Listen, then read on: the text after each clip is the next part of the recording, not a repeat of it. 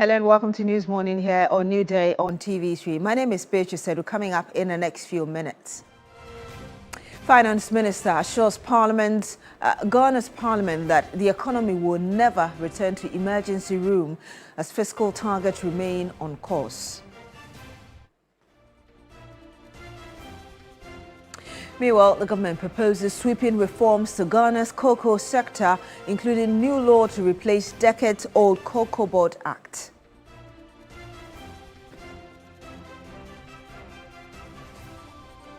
And much later on the program, parents encouraged to closely supervise children as school vacation brings increased risks of preventable illnesses and injuries. My name is Beatrice Sedu. Once again, thank you very much for joining us on the program. Finance Minister Dr. Kassia Olatofosin has assured Parliament that Ghana's economy will never return to the emergency room, stressing that the government is delivering its macroeconomic target to achieve a 1.5% primary surplus by the end of the year. From cutting wasteful expenditure to flood mitigating measures and settling debts, the government says disciplined measures are being implemented to put the economy on unrivaled growth. But the minority has described the review as uninspiring. Christian Yale reports.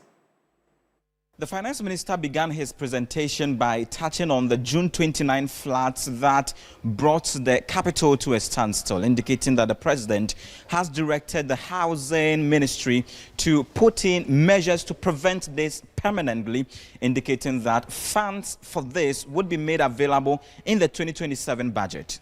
On the direction of His Excellency the President, I am making available additional resources for ongoing dredging and construction of critical drains in the affected areas.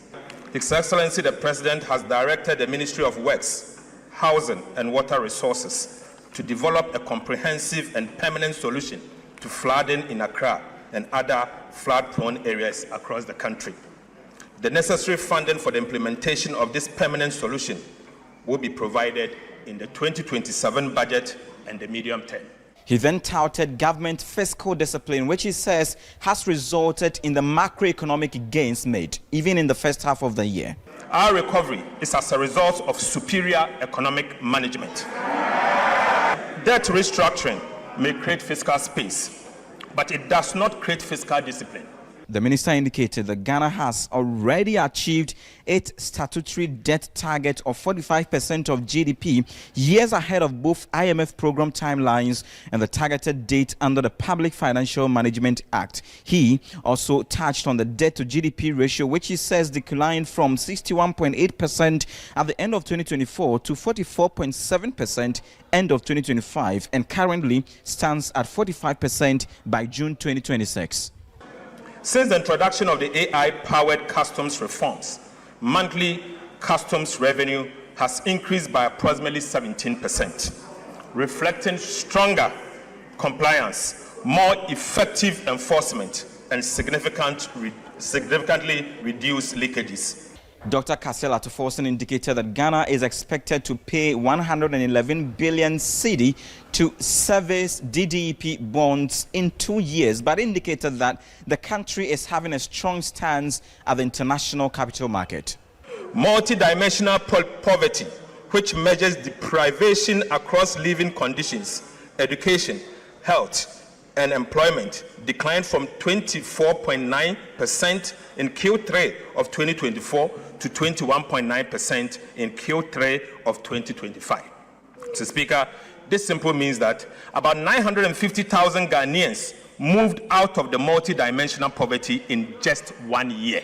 He said they've done some payment. Why didn't he give us details? You paid your party members. I want the finance minister to walk the talk. If you come here and you say 24-hour market, 24-hour market at 42 million cedis, and you've abandoned the Agenda 111.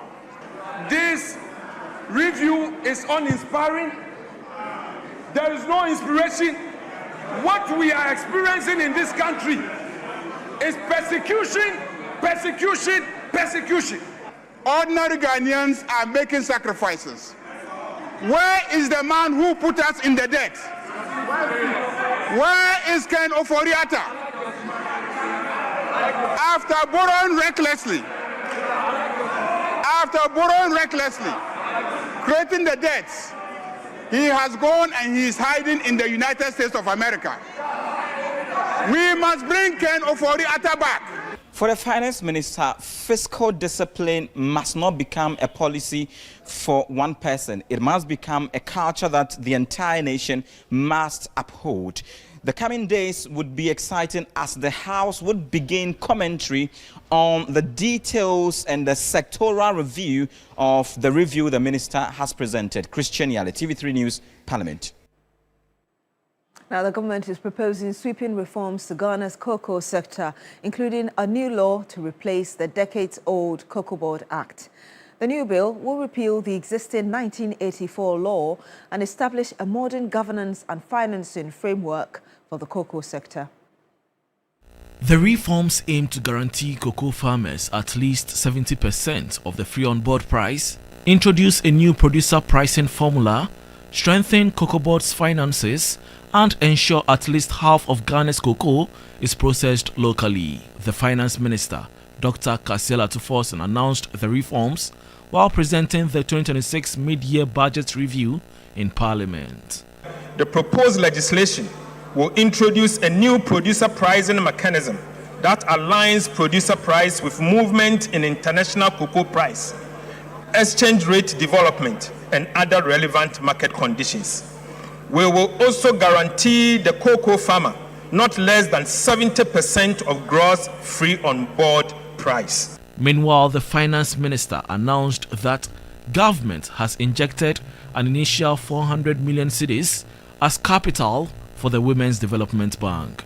According to him, government awaits a banking license from the Bank of Ghana to commence operations. Following its incorporation, government applied to the Bank of Ghana for the requisite banking license to enable the bank commence operations. Mr. Speaker, in fulfillment of the capital requirement for licensing, the Ministry of Finance has deposited an amount of 400 million Ghana cedis into an account with the Bank of Ghana as the initial capital for the Women's Development Bank. Mr. Speaker, the Women's Development Bank is expected to commence full operations before the end of this year. Dr. Kassiel Atuforsen, during the mid-year budget review, however, reaffirmed government's commitment to fiscal discipline. Meanwhile, the Executive Director of the Africa Sustainable Energy Center, Engineer Justice Ohini Akoto, has expressed disappointment over the lack of key announcement in Ghana's 2026 mid-year budget review. Now, he spoke after the presentation of the mid-year budget review. The Executive Director of the Africa Sustainable Energy Center, Engineer Justice Ohini Akoto, noted that one major concern is the Dumso levy, which he had expected to be addressed. We were expecting to hear that is also going to be part of the levies that has been taken out. I mean, the government mentioned after the question that there's going to be a review after some time. It was quite unfortunate that we didn't hear anything on that. That would have reduced the amount that we buy fuel, at the pump. So that was one.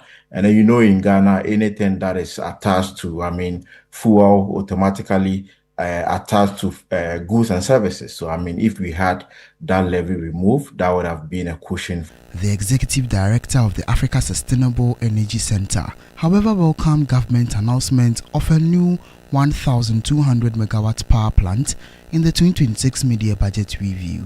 The government talking about the 1,200 megawatt plant that is coming on board. That is really good. At least it's going to increase our total capacity as we have in Ghana. Now we see that the peak load is gradually meeting up with the capacity that we have. So that is going to give us a number of spinning reserves. But then one thing we didn't hear has to do with renewable energy integration. We are undermining climate change. In other news, lead counsel for Chairman Wontumi in the Samuel Boy case, Samuel Atachian, has expressed utter disappointment at the conviction and sentencing of his client, describing it as miscarriage of justice. Samuel Atachia, who was out of the country as his client was given a 20-year jail term in hard labor, maintained that the Deputy Attorney General's admission that judgment was based on Wuntumi's weak case strengthens their resolve to seek appeal. I think it was unfortunate that he was convicted. The evidence does not support conviction. It raised critical constitutional issues for the constitution of the judge, which issues will impinge so seriously on what he was about to do. Instead of making a constitutional reference, she graduated herself into the Supreme Court and gave a decision. So we're going to add all to the body of grounds of appeal, which we intend, canvassing the Court of Appeal. And the latest we've also heard is that the Honorable Sremsa is saying that the judgment was based on the weaknesses of the defendant's, the accused person's case, which is to say that he didn't put in any strong thing to ward off the submission of no case. That is to say that we have a good chance to on the submission of no case. And we'll soldier out the submission of no case. We are even contemplating whether we shouldn't bring the Surara to quash the entire judgment on the ground that, with all respect, there are constitutional matters that the judge didn't have the rotation to determine. We stay at the court, and lead counsel for Hanan Aludiba, Godfred Yeboah-Dame, has described the decision of the court to dismiss the application to strike out the charges against the former NAFCO CEO as not sound, noting that he will also appeal. Earlier, the High Court refused the application as lacking merit, but ordered the prosecution to amend count 9 and 14 of the charges preferred against Hanan Abdul Wahab Aludiba. Lord Edwasari reports. Delivering his decision on the application to strike out the charges against the former CEO of the National Food and Buffer Stock Company Limited, presiding judge Francis Achibonga held that the prosecution had provided sufficient information in the charge sheets and supporting affidavits which could enable the accused person to mount his defense.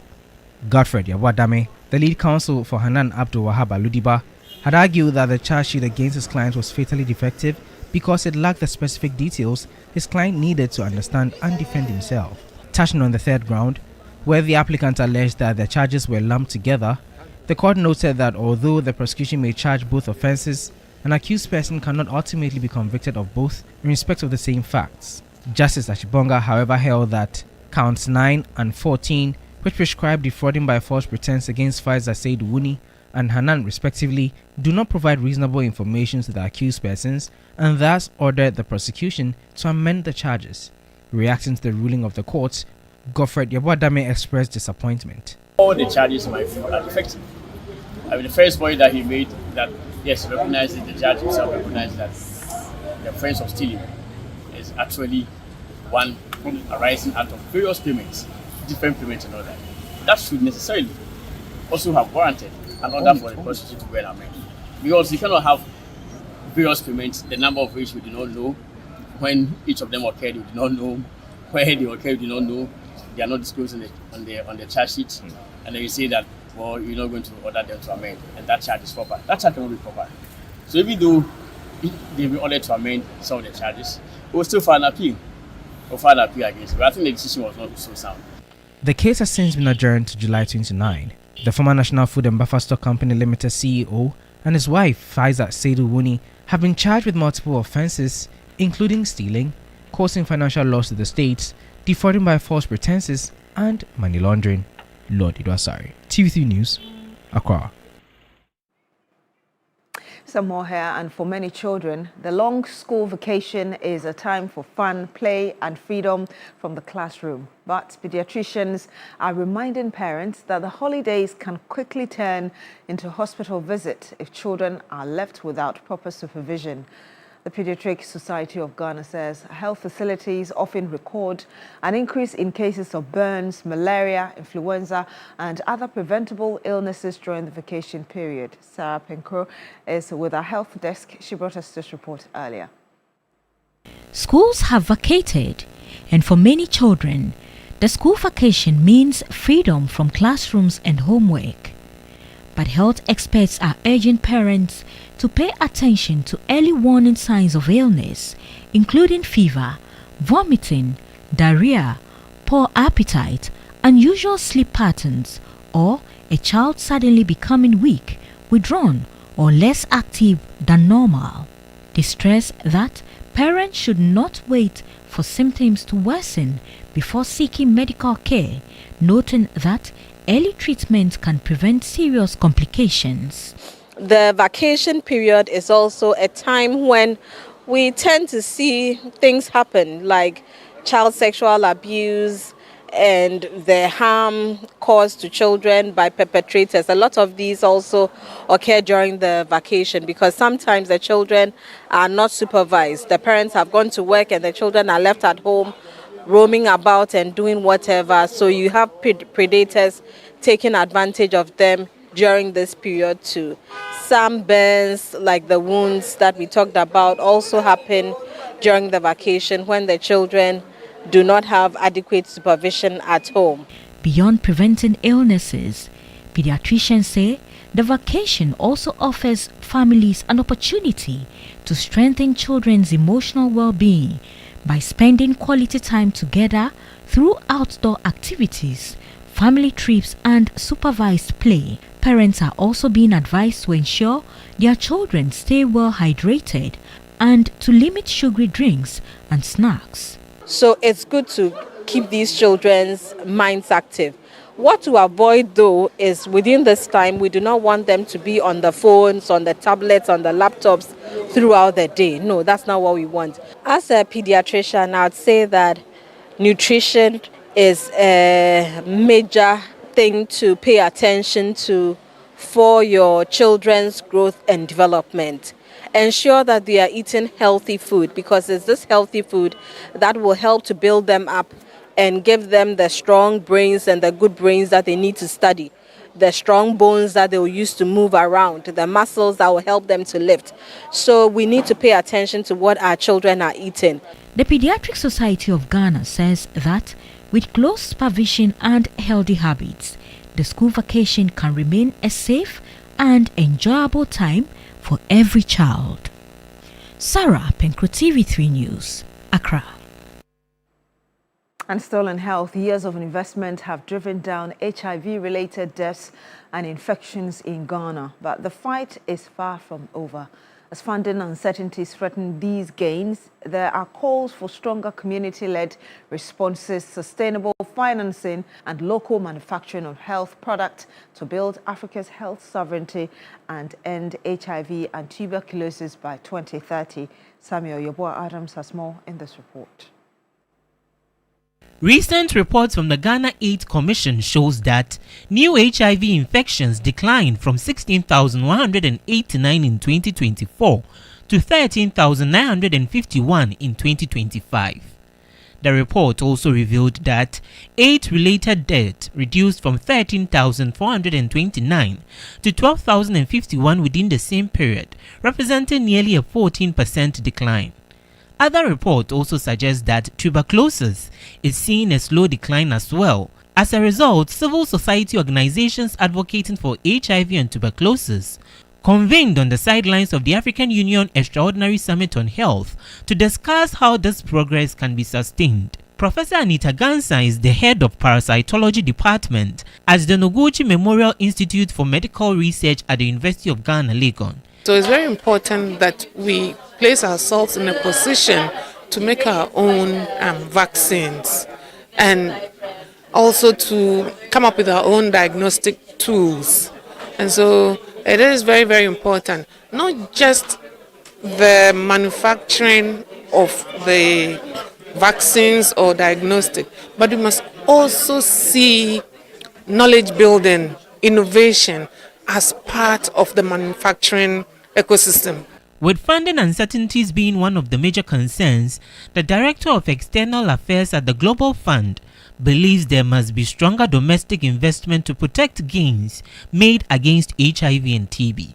So a lot of progress has been achieved, but of course much more needs to be done. One of the challenges that we face in Ghana, but also in many other places, on HIV is how to really tackle the rates of new infections coming in and how we can further strengthen prevention, particularly among young people, because we see infection rates continuing to be a threat and a risk to sustainability. So that's one area where we absolutely need to focus. As CSOs push for more support, they say African government must show keen interest to sustain gains and fund the sector. We should stick to the promise of making our co-financing available. Whatever government is supposed to contribute to the global fund, let's do our part so that we'll be able to have enough to be able to fight these diseases in the country.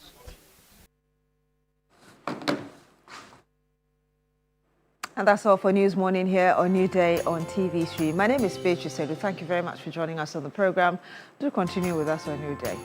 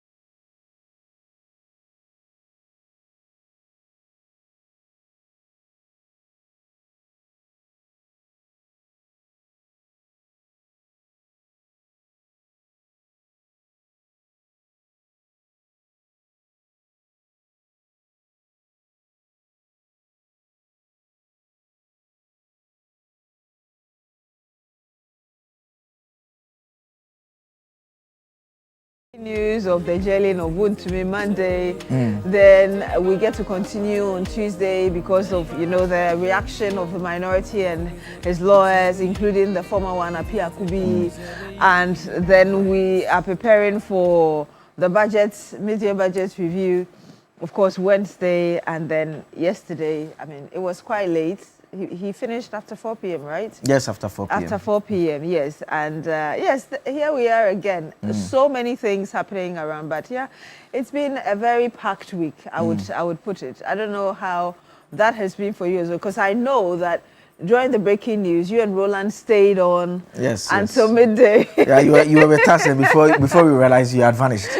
You were here before you realized you had vanished. But I mean, I thought that was a big piece of news, especially because of the political personality involved and the conversations that ensued subsequently. And then we brought you that live updates from the courts up to the minute up until the sentencing was announced. It's a story that we expect to develop subsequently in the coming weeks, because the lawyers have already made it very obvious that they will be filing an appeal to challenge the findings of the court. Eventually, the judgment was put out in the public domain. We've all seen what it has to do with. Then now we have to chew on the mid-year review as well. Also, very, very important piece of national development, if I can put it that way, because it's the opportunity for the minister to tell us how things are looking. It's this mid-year review. In the middle of the year, basically, November, you tell us what you want to do for the year. Then in the mid-year, you come and tell us that, well, maybe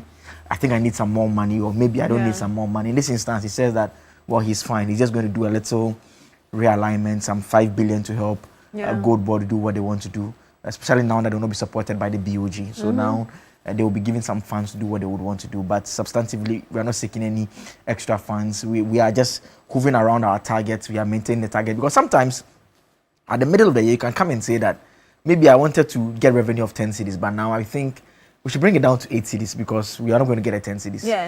Or maybe you decide that, okay, I targeted I was going to spend 12 cities, but because the revenue is not going to be 10 cities, I'm bringing that one to down.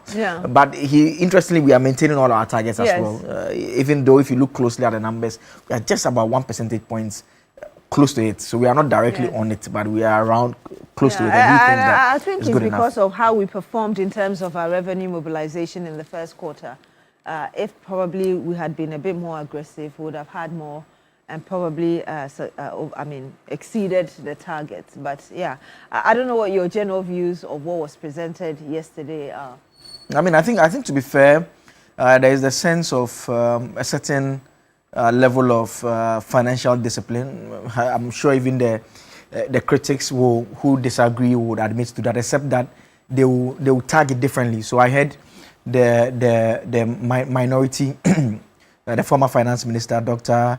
Mohamed Amin Adam, and also I from Kojo Ponkroma as well, and Abnor Seasari. They all made a point that government is not spending as much as they ought to spend. And they've been saying that since last year, actually. They said that's what's accounting for the growth. But the point is that shows discipline, because if you look at the revenue numbers, you see clearly that if they were spending anything more than they are spending now, it would have meant that would have been in a deficit, basically. Would have meant that our expenditure would have outstripped our revenue.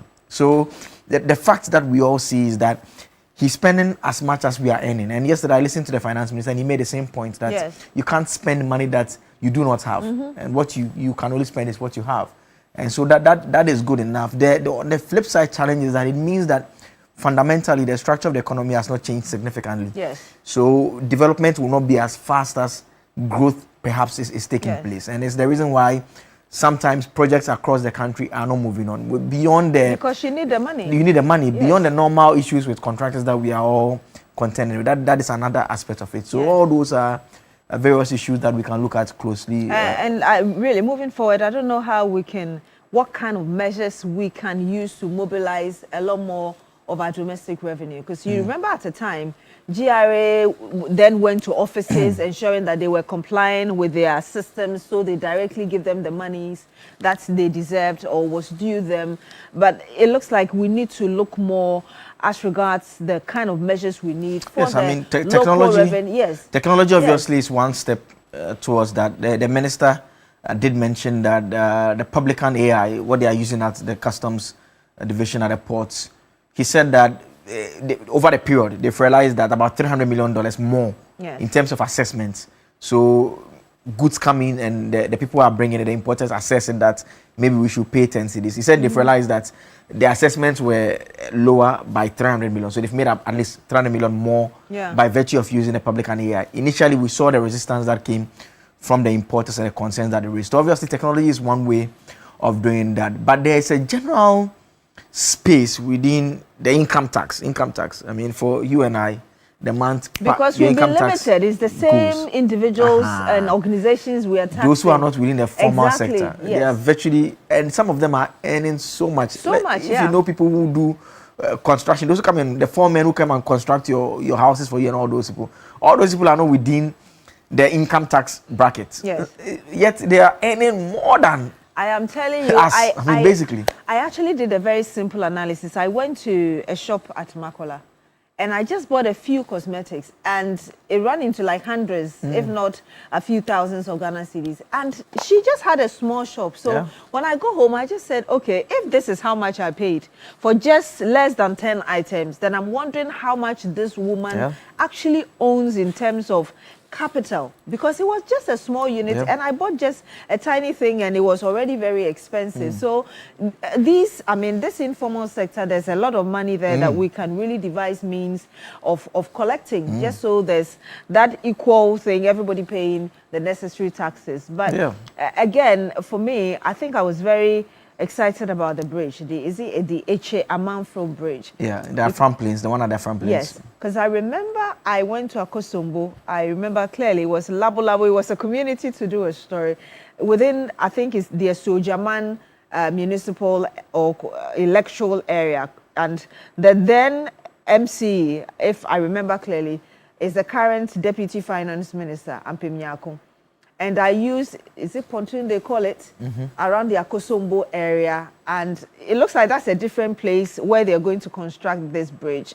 But I like the concept behind it, because we have a lot of farmers who are having their produce getting destroyed because it's so difficult. And sometimes the breaking down of these vessels just to transport them from one end to the other, just so they can make profits really, or sell what they've produced. I think that it's quite good and would help. So I'm looking forward to that. They've given themselves up to the end of 2028, and hopefully they are able to do that, because I think it would really help, particularly the farmers who put in so much and yet they end up getting little, or sometimes even losing as compared to the investment they've made before the harvest time.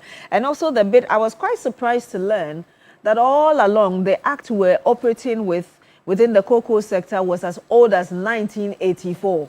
Oh, that 84 is not old.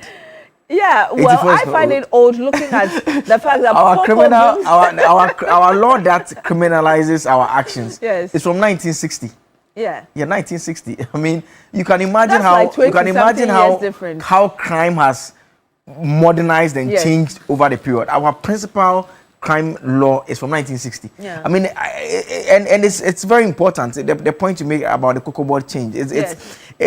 There are questions about the current structure that we operate in that we need to modernize it, and whether a law from the 80s will be satisfactory enough to meet the demands of today. So there are those who make the argument that if you are producing mango and you produce your mango and you export and go and sell, why is it that for cocoa you can't just export and go and sell? Why do you have to make it available to the government? Yes.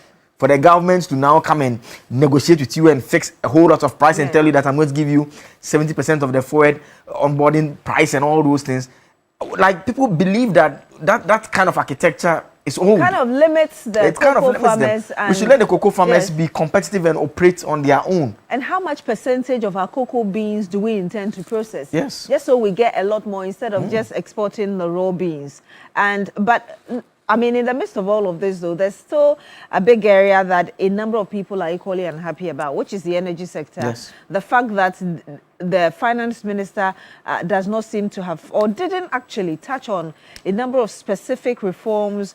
We know that there are so many taxes that influence and levies that influence how much we pay finally at the pumps. And the expectation was that there should be some sort of conversation or policy around it, just so we help cushion Ghanaians a little bit. I know that over the last few months, there have been conversations about and even efforts towards providing crude for our local refineries, just so we kind of have a lot more of our refined oil coming from here or crude coming from here instead of always importing. And I'm learning again, in fact, just this dawn, that fuel prices, some outlets, OMCs, have already increased with some 30 pesos and yes, some from 70. The last yes, the window a couple of days ago. Yes, although the next window is yet to open. Yes. And the possibility of diesel getting to over 20 Ghana cedis per litre. And so for those in the energy sector, there's a little bit of disappointment as regards why there were not clear policy specific, areas to tackle this fuel thing, because this Iran-US war, it looks like it's dying, then they go to bomb themselves again. And so you cannot necessarily rely on it. And the more it prolongs, the more prices will go up. What is the policy to cushion Ghanaians? And that's what people are asking for. I mean, I think it's a fair call. Last week I mentioned that I'd gone to buy the fuel and I was paying a bit more than I normally pay, and I was surprised. In fact, yesterday, the same thing happened again. Yesterday, I went to buy fuel again, and the same thing. I paid even more than I had paid at the other occasion. So, I mean, it's an obvious big problem that we have to deal with. I think what puts me a bit at ease is the fact that a couple of months ago, when we had that situation when the prices were consistently going up. And they brought in that relief acid, where the 1 month thing. And so that gives me a bit of calmness in that, well, it's not mentioned. But government lost money, you know that. Yes, of course. I mean, but I mean, for me as a Ghanaian, that makes me a bit calm that even though he's not speaking about it, in the event that we get to those levels that they are projecting it to get into, we expect governments to quickly step in and come up with some solutions, because it cannot be the case that we would want it to reach those levels, especially because of what we are doing with inflation and how we are keeping it low. Because once the fuel price goes up, it has a ripple effect on basically everything in the country. And it had a way of influencing inflation, by the way, because inflation then was 3.7, and now it's 5.3. Yes. And if you look at the main drivers of inflation, you have housing, you have education, and you have transport. And I always say that if you have transport influencing inflation, it means that fuel has a role to play somehow. Obviously. And that eventually could go to the food inflation that for a long time we've seen when the Ghana Statistical Service releases the data regarding inflation. Because if transport is expensive, people will say they are passing it on to the goods, which would include the food items that you buy eventually. So, I mean, there's a need to consider that as well, even before the next budget for the next year. Absolutely. I mean, so all these are matters that would engage our attention, starting from this morning segment through to the big issue. On this morning segment, you get a chance to call into the show and talk to us about what your takeaways from the budget are. What do you think government is doing? You think that there is the opportunity to deal with some of the matters that, if not, are dealt with? I am a keen looker for the big push project, and then every once in a while, I go online, try to find the list of the routes, because I don't understand why my roads are so bad. Like, my roads are terrible. For Ghana roads, honestly, when I talk about it, I get the roads minister is listening, the Dome Kwamenya constituency.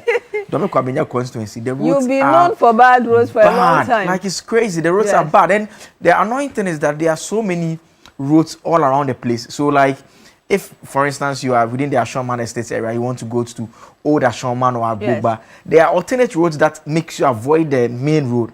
But that alternate road is not a road. So what is it?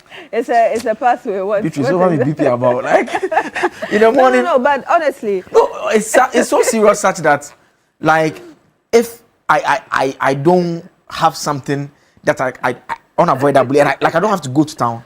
I don't want to go to town. I hate bad roads. Yes. And especially roads that may not, when you see the road is rough, you're already careful. Yeah. But sometimes the road is very clean. Yeah. And then you're driving and boom, you just hit what we call manholes. Yes. And one thing that also surprises me is, I don't know why, I heard an engineer say that normally when you're signing road contracts with contractors, you have a time limit that this road you're constructing is supposed to last for, let's say, 10 years or let's say 5 years. And so if there's any default, you're responsible for that. But we construct roads, and just second or the third year, we see potholes in the roads them. They're not constructed properly. When you see the potholes, you'll expect that they'll be filled properly. They use different materials. Sometimes it's just ordinary concrete. They put it in there. In fact, anyone who uses the Ofanko in Sawom Road, if you are coming to the Accra side, you see that the right lane, it's so crazy. See, Beatrice, to the extent that I use that road every day. Yeah. The Ofanko in Sawom Road. If you are coming towards Accra, it's such that there are two lanes. If you are in the right side lane, you are likely to encounter a lot of that. There are patches all along, and the patches, the material that was used is thicker than the normal road material. So sometimes that one rather it has lifted it up, exactly, and it's not smooth as well. So basically, at every point, just a bump. So when you are coming to Accra, you have to be on. It's better to be on the left-hand side instead of the right-hand side. And the danger of that crazy. A lot of the time is when you're driving, you're in your lane, because the other driver wants to avoid that bad side. They come into your lane, and you're almost colliding. Yes. I mean, it's I don't know why we do these repairs the way we do them, and why I expect that because I'm paying my taxes. If there's a pothole, sometimes the pothole can be there for months, and it keeps getting worse. Why can't it be fixed a week or two when it's I know it's it's also capital intensive if you're looking at it across the country, but there should be a system of maintaining it. But you talked about this morning segment. iFirst, headed by Peter Partey Anti, has also given his own analysis of the education sector. It's an education think tank, just like we have Africa Education Watch. And generally expressing that he thinks the finance minister, like you rightly said, has maintained a lot of our targets across board, also in education as well. But there are a few things that he expected the education minister would touch on. So that's something that we would want to go into, because education is quite important. In fact, if you look at the budget that was presented last year, education and the big push took a chunk of the money as well, 30 plus billion Ghana cedis. And so it's a sector that a number of you are very interested in, and of course very critical as well to our economy. So we'll be looking at that on this morning segment, and you're welcome to the segment.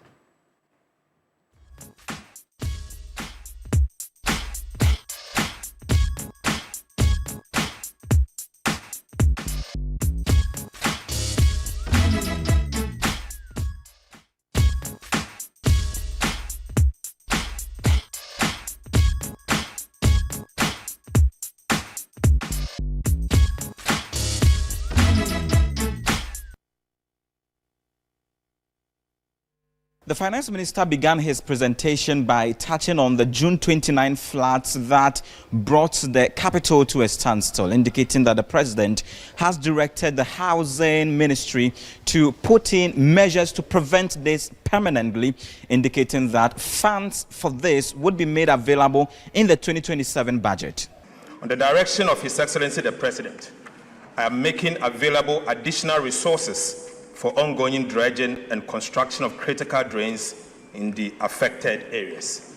His Excellency the President has directed the Ministry of Works, Housing and Water Resources to develop a comprehensive and permanent solution to flooding in Accra and other flood-prone areas across the country.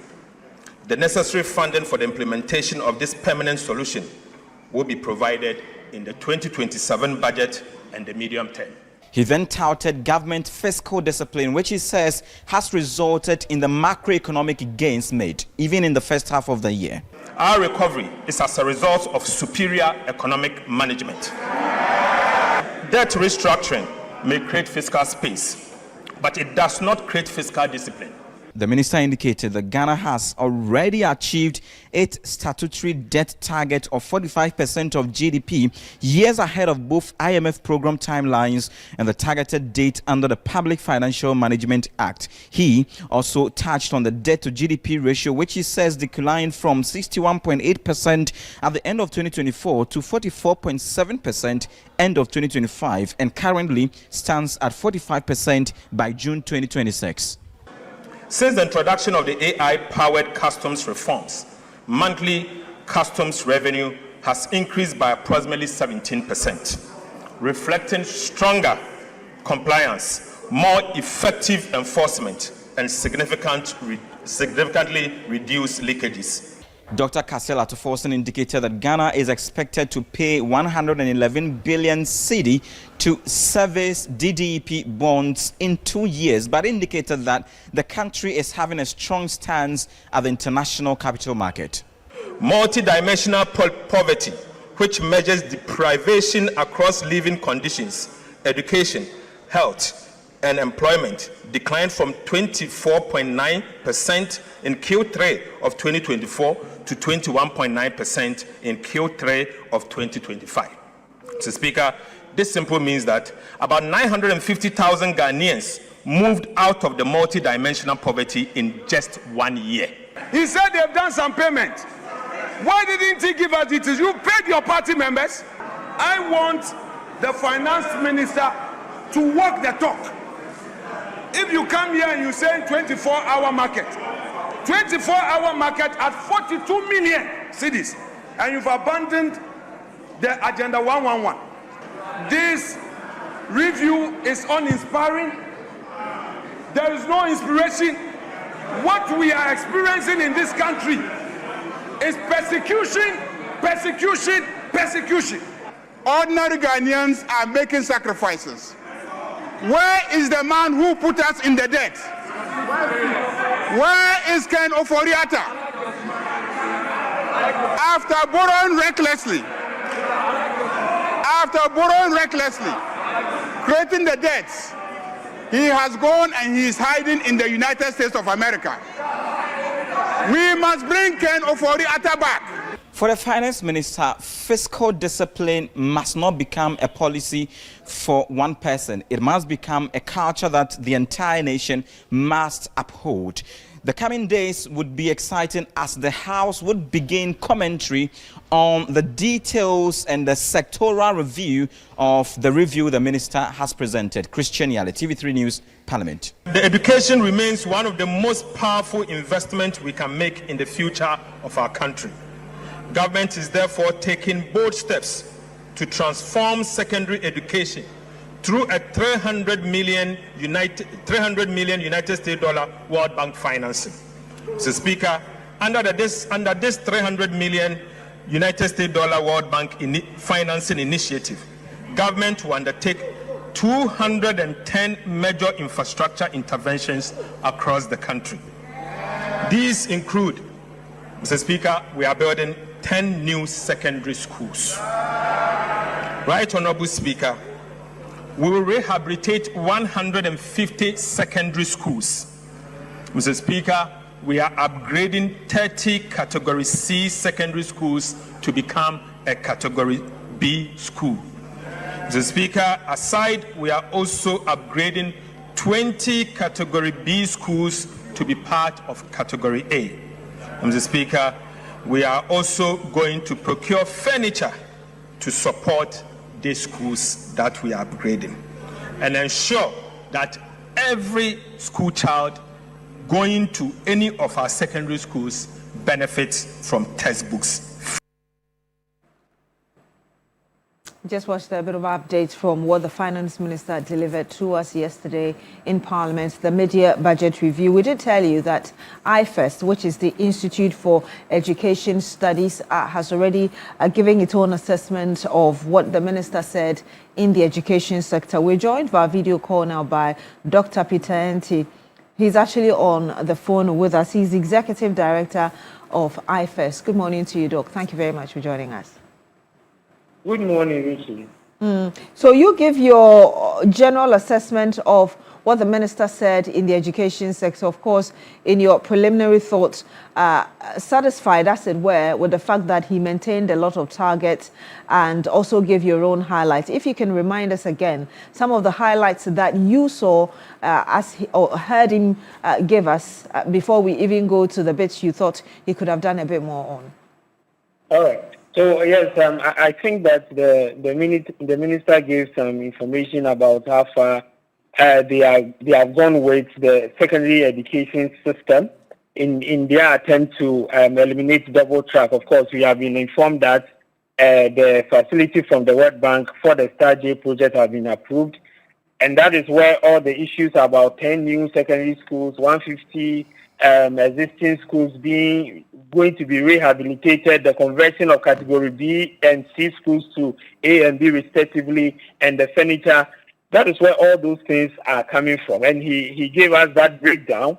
He also talked about the payment of capitation grants that have been cleared, and he talked about BEC registration fees that have been paid, feeding grants that have been increased from 8 cedis to 15 cedis.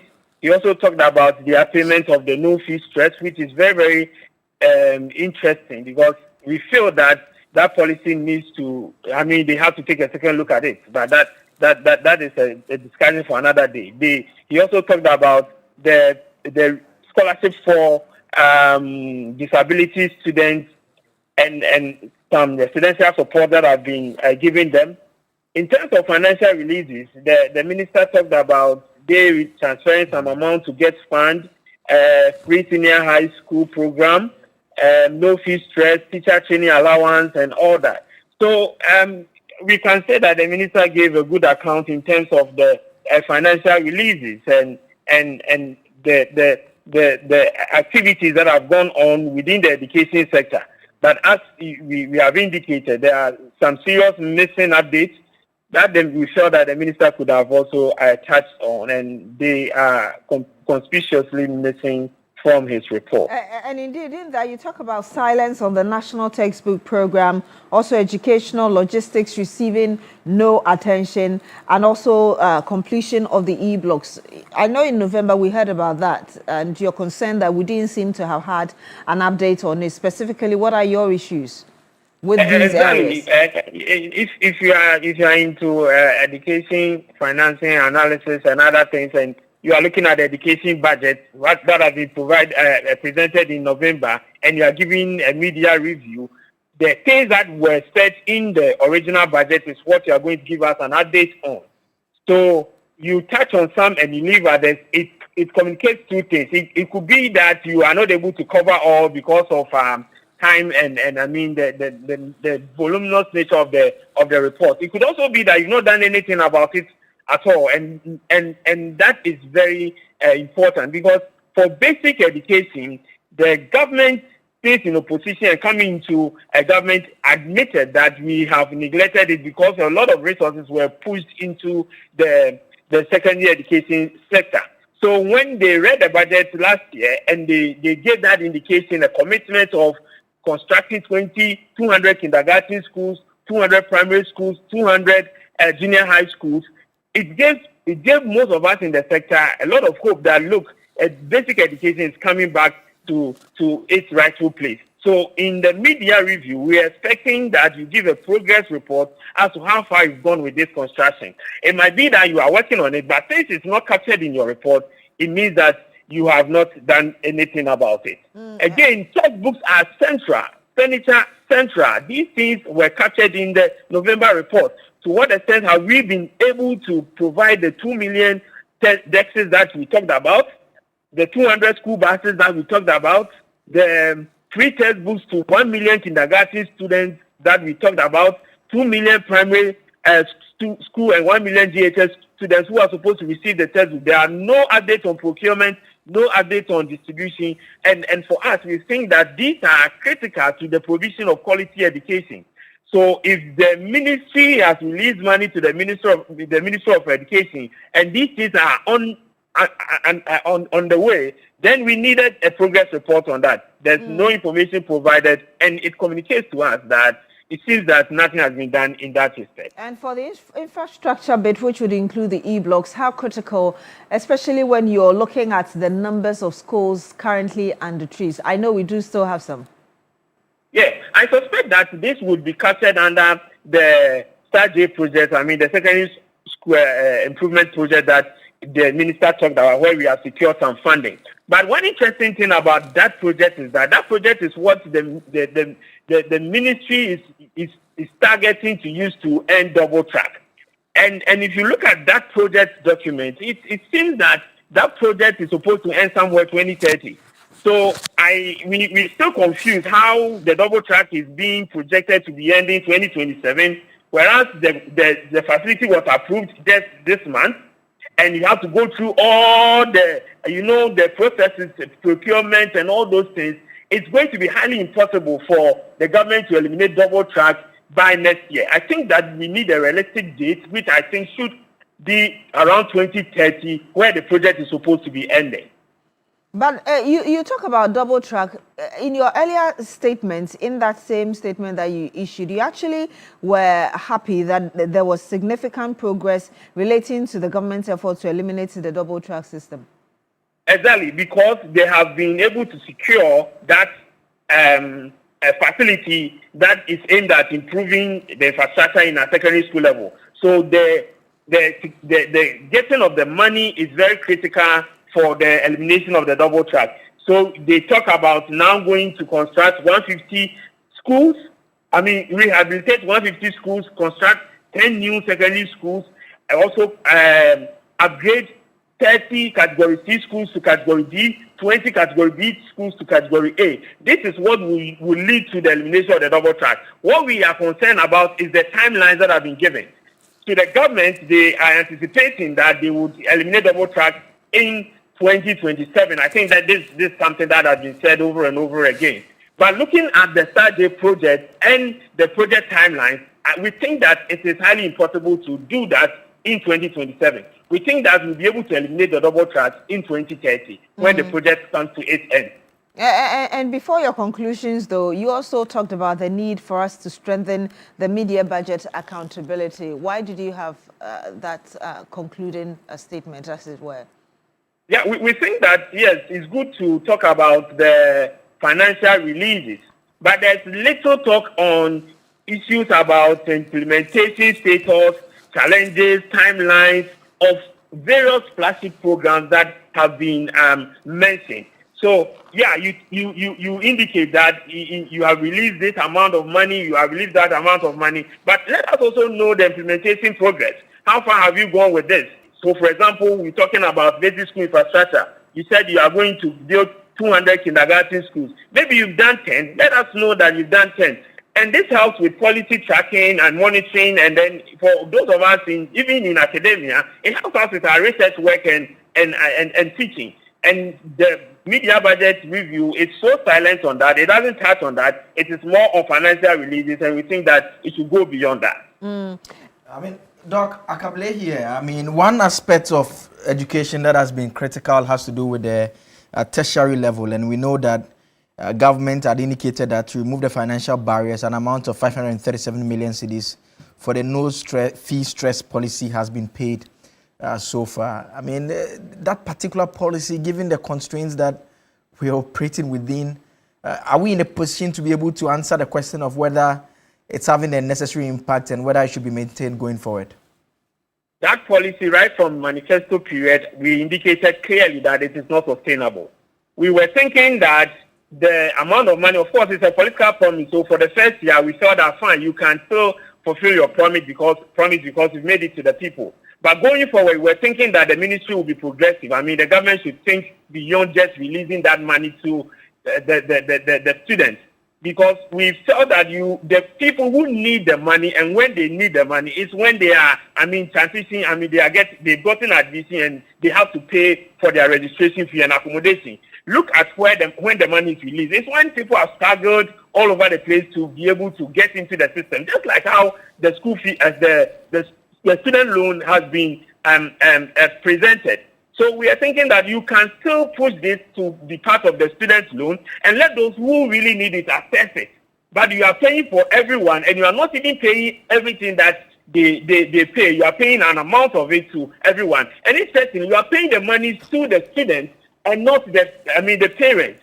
So at the end of the day, I teach in the university. I talk to these students, and they tell you that when the money comes, they don't even inform their parents because they feel that is money that is for them. But you will know that the money actually is coming from the parents, and you end up giving it to the students. So we think that the structure, the setup, and everything of the no fee stress is not sustainable. I know it's not a popular opinion, just like the student allowance, but it will take time for government to realize that they need to rethink how they are implementing that, push the money into the students' loan, increase the amount of money that is available for students to access, and make sure that you give the money to the students at least a week or two before school reopens, so that they can do all that they need to do, pay for their hostels, pay for their school fees, register, and then they will be happy on campus. But as it stands now, it is not fit for purpose.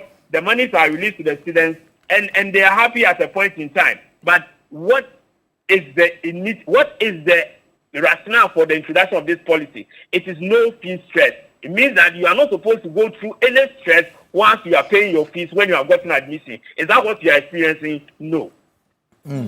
Interesting there, Doc. And Doc, let's stay with higher education because the government has also indicated plans to establish a science and technology university in Damongo, some $60 million financing from China. It's not clear in terms of what the financing arrangement should be. Maybe you have a take on that. But also, secondly, the policy generally, are we not setting up too many supposed specialized universities across the various parts of the country? Sometimes we are even taking from existing ones to set up another. One would argue that should we not be focused on strengthening the ones that we have? They can have the capacity to accommodate and admit as many as we can. It appears there is some box ticking in terms of we've set up this number of universities that is taking place one way or the other. Yeah, I agree with you. The budget in 25 November mentioned of establishment of that Damongo University with some amount of money that is coming from China. There's no update on this. It might be that the money has been secured and project is going on, but if you are speaking strictly to the document, there's no update on that. And I think I agree with you in that perspective of setting so many universities. I was thinking that you have Kwame Nkrumah University of Science and Technology. If you want to set up another university, just set up a satellite campus at Damongo, which is still affiliated to Kwame Nkrumah University of Science and Technology. There, the administrative structure will be a little less, and then you will be able to at least cater for that part of the country without incurring a lot of cost in setting it up. But of course, our politicians have their own understanding of when it comes to infrastructure and procurement and other things. They will not want to do that. I want to take you back to the basic level because just a few days ago we had the education minister say that we had introduced Chinese, among others, at the elementary level up to primary 3 for our pupils in Ghana. What do you think of it? What's your thought on this in terms of improving our education system, as it were? Well, I think that the curriculum that has been developed is good. Of course, the curriculum leaves lifespan of a curriculum spans between the period that is developed and then the last period that is supposed to have, lived its full life. So for the basic curriculum, it's supposed to stand for 6 years, primary 1 to primary 6. And the old one that we are using was implemented around 2019. So by 2025, it has lived its lifespan, and you need to look at it. There has been some, changes in the curriculum with AI, robotics, and all those coding that have been added on. I think that the experts doing this job are always able to produce a very good document when it comes to the curriculum. The problem is always about implementation. And so I would have loved that the minister pays more attention to how he is going to implement this curriculum than to just focus on what has been developed. Because that document, I know most of the experts that did this, that document is good. It's very, very good. But always, just like the previous one, but always the problem is on implementation. Are you able to provide the needed learning environment to accommodate what has been put on paper?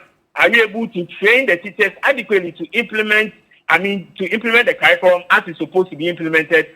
Are we able to provide the resources? We are talking about textbooks not going because the minister didn't mention anything about it. We are talking about desks that were not mentioned and all those things. These are things that enable the curriculum to get its life. So if you are just talking about the document that is being developed, then you are not doing justice to the situation. In terms of the languages, I have my own personal opinion on that. I know that language people don't agree with me. I think that we should adopt the mixed approach instead of the constant use of the local language from primary 1 to primary 6, as has been been pushed by other aspects. I think that when you do that, it becomes difficult for the student to transition from primary 6 to primary 3 to primary 4 when he has to switch between the local language and the English language that is going to be used to teach him or her at primary 4. So I was thinking that we should stick to our mixed approach whereby we do both the local and then the English language and to give the students some level of confidence, because the English Proficiency Index report that was published last year indicated that in Ghana, the problem is about the ability of the students to express themselves and not how to read. So if you are focusing on now teaching the students, especially the students in the public schools, if you are focusing on teaching them with the local language, then we are going to deepen that particular kind of challenge that we have in our basic school system. For the Chinese, I seriously don't have any comments. I wish we would.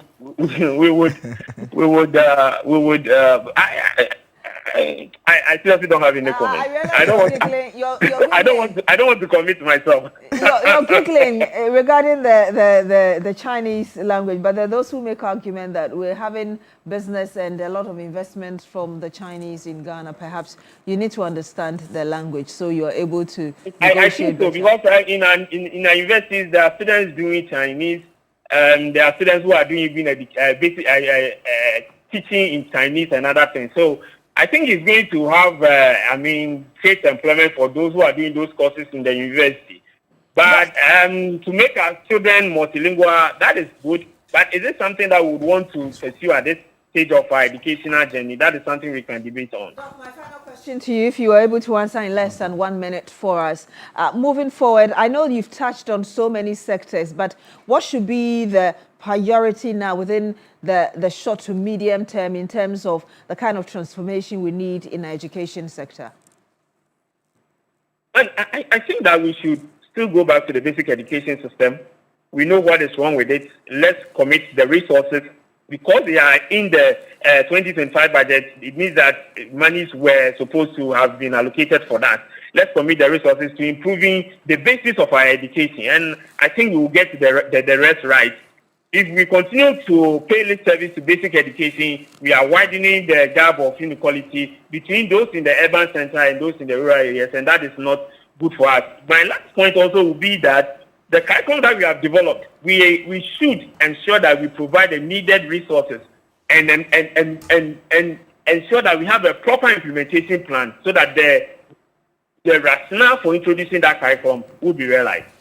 Thank you so much, Dr. Peter Partey, Executive Director, Institute for Education Studies. Thank you for breaking it down for us in the education sector. A number of you have sent in your messages. Joseph Akable is on the wall to read some of them back to you. Yes, the conversation about the languages is very important. Not the Chinese okay. bit, the bit about the Ghanaian languages. Yes. I was very fascinated about 10 years ago when I read a paper by Professor Sefa Somenyo, which made a point that students who are taught at the very basic level with the local dialect tend to do better. Really? That's what the research points to. I mean, you remember when Dr. Maitopoku Prempeh was the education minister, he disagreed completely and scrapped it. This current government also, even under the former doctor, the former education minister, Educhum, he also took the view, sort of blending between, but more towards an Apoangla. So then subsequently, this government has also gone back to allow. But what has been your experience? I'm not sure you were taught in local language. No, I was taught in English. Do you think that those who probably were taught in local language are doing better than you? I really don't know. I mean, but that's what the research says, really.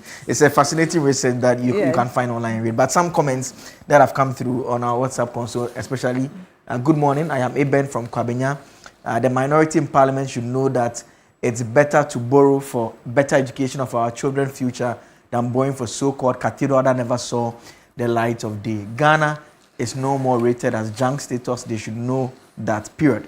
Greetings to Honorable Julius Debra, Chief of Staff, Honorable Peter Akwesi Mensa of Temanship Yard, and Honorable MCE Agbo of Gan East. The MPP members are behaving like characters in the animal farm. They are consistently pursuing the government to overspend, borrow, so as to plunge the country into a ditch like they did. They should keep quiet and allow the government to work. That is Apietus from OT region. Okay, this is Peter T from Shukura. Ghana now has come a long way to ensure stability. Ghana has now come along with social stability of increasing employment rate and ability of creating opportunities to encourage local productivity that can see most of our youth into agric and other government initiatives that were abandoned under the MPP Baumia unproductive administration. I think this current Mahama administration is on course because it is a core duty and responsibility of any successive government to maintain some level of ensuring that accountability and prudent economic leverage becomes a supportive machinery to help establish hope for in Ghanaians. That is Peter T. there. Very, very philosophical. Abugbila Godwin Camille, the Binduri boy you've been writing, you say that you're impressed with the way Dr. Atuforsen read the budget yesterday. In fact, there is hope for the ordinary Ghanaian. NDC and His Excellency JDM is really serving us, not the other way from the past administration who asked us to stand as a public servant. I, in question, have hope and confidence. And this one here, no name, you say that the mid-year budget review presented by the finance minister is in the right direction. That's coming from Napoleon, actually, in Tumu Sankofa base. And the finance minister is doing extremely well. May God give him good life so that he will still do more. Good morning. We, the farmers in the northern region of Ghana, are appealing to the government to do something about the price of fertilizer. Okay, good morning, Solid TV3. We agree with you. We agree with you. You guys are on point about the Domi Kwabenya Shoman Estate routes. Thank you, my brother. Thank you, my brother. That's my area. Let me stay there. Domi Kwabenya Shoman Estate routes. The roads that go to Academic City College, the roads that, the Musuku Road, the road that, there's even a hospital. The Ga East, if I got the name right, there's a hospital around that area. All the roads are bad. I agree with you. You are in the same area. I'm sure he lives in your. Yeah, he's in my area. Yes. They should fix the roads. So he's happy you've talked about it. I agree with you. Dome Kwabenya Ashoman Estate roads. The leaders must sit up. The roads are really bad. And this one here, good morning TV3 from Enoch Northeast region, and I'm really enjoying your show this morning. But your mind, Honorable Henry Nadrisu, that Bunkurugu Road is still like that too. Okay, that's a fair one. Yeah, maybe I'll end with this one.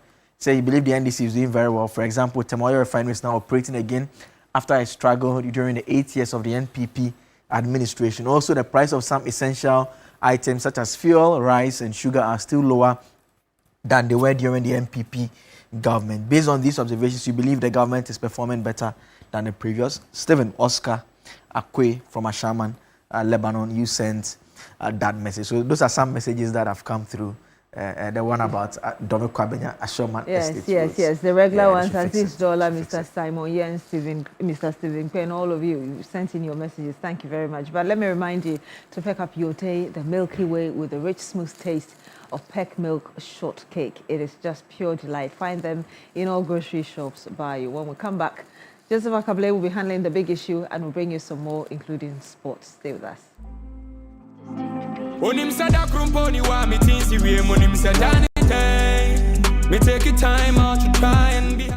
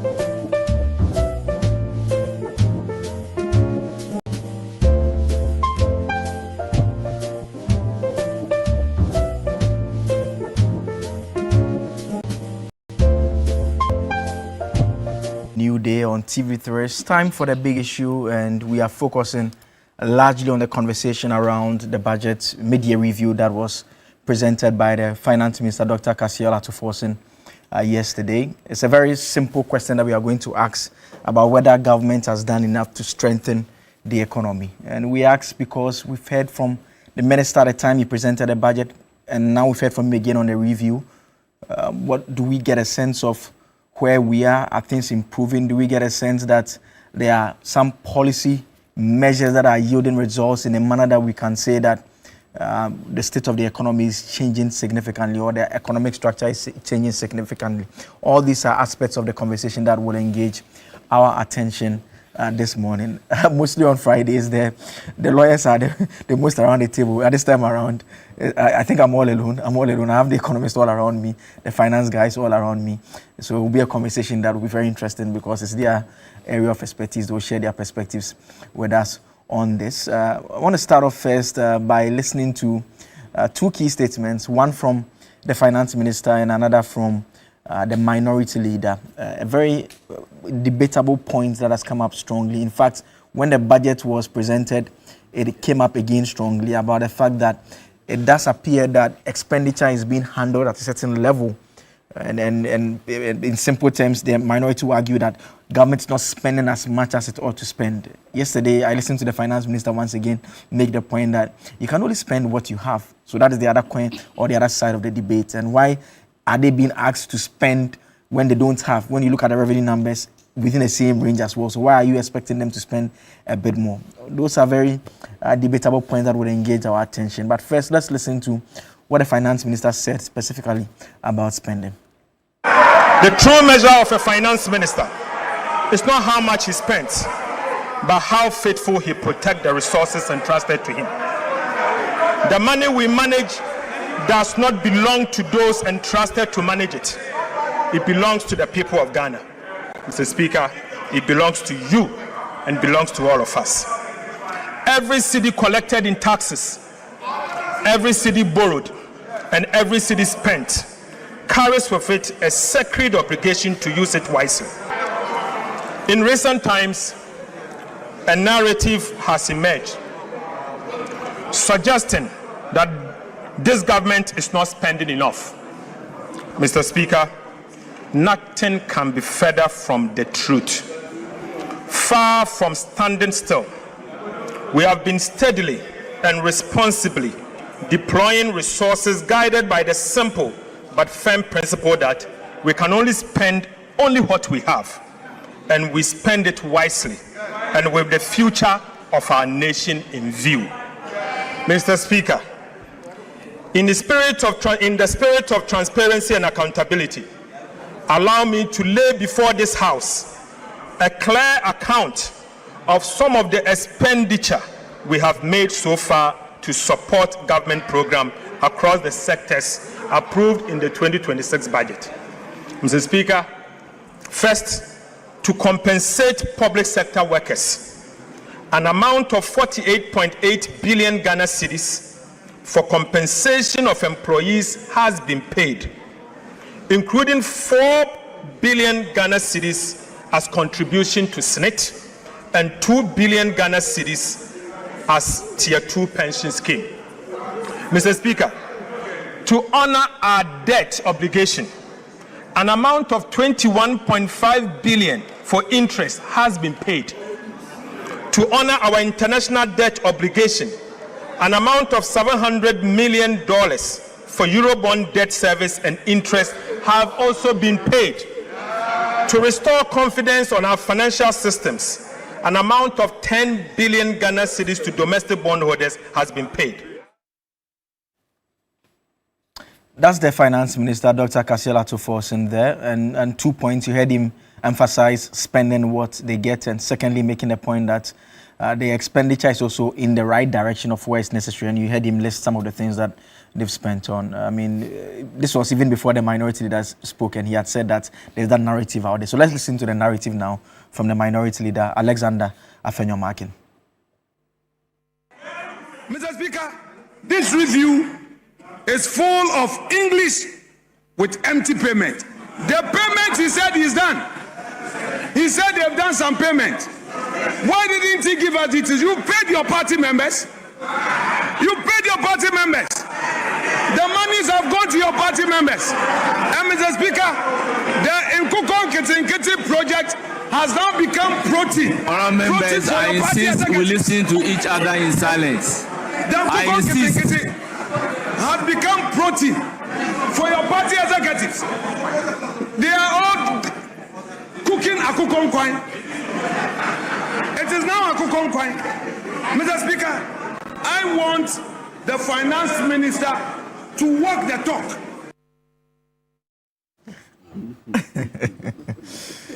Oh God, interesting. Let me introduce you to my guest in the studio this morning. Ataisa is MP for Sanerugu. He pops up when there's a big financial debate, a big economic discussion to have. Good morning. Thank you, Honorable, for joining us. Thank you, brother. Also joining us in the studio this morning, Ebo Bachman. Ebo Bachman is with the UP.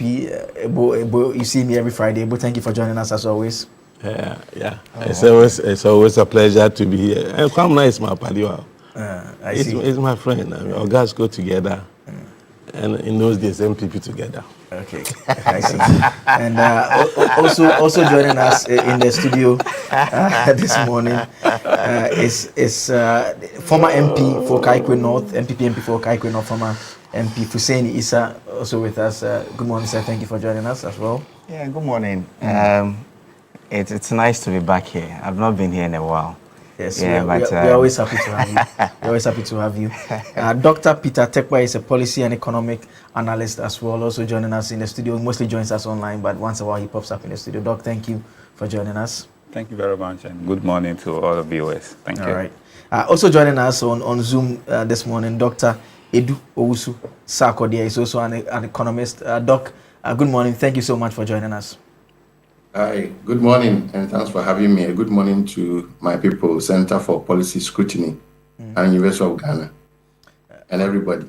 Fantastic. I mean, basically everyone around the table, except myself, is a financial economic background, one way or the other. So we can all discuss the issue and stick to the facts that we have them. Maybe let me start on Zoom with you, Dr. Owusu Sarkodie. And the direct question that we're asking is that from what we heard yesterday, is it fair to say that government has done enough to strengthen the economy? Okay. When I joined, I heard you say that the road in your area is not in good shape. I want to also complain that the road in Adenta New Legon is also not in the good shape. So we call on government to assist us. But let's go to the issue. Well, the mid-year budget is just a review of what was stated in the main budget, which was presented in November 2025, which is the main 2026 budget. So the minister obviously is required to make a review and ask for supplementary. You get a sense that he did not make revisions to almost all the figures, and he did not also request any supplementary estimates. Now, when I'm making this opening remark because my analysis will be situated in what was stated in the main budget and what review we are seeing now.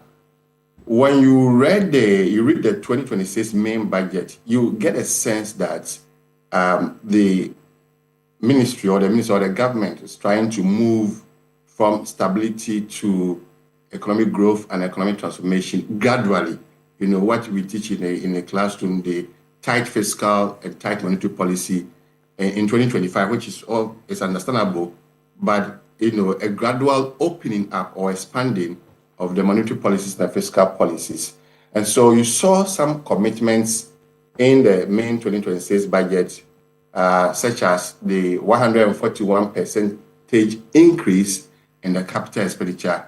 And when you do the math, look at the figures, you will see that it is not as was stated in the main budget. But let me flow this way. For the stability, yes, I don't think many Ghanaians will argue that Ghana has achieved this stability. We know where we came from, economic situation in 2022, and then we went to the IMF program, and then we were on the path of recovery, we had elections, a new administration took over. So this administration continued with what the previous administration had started in terms of stability.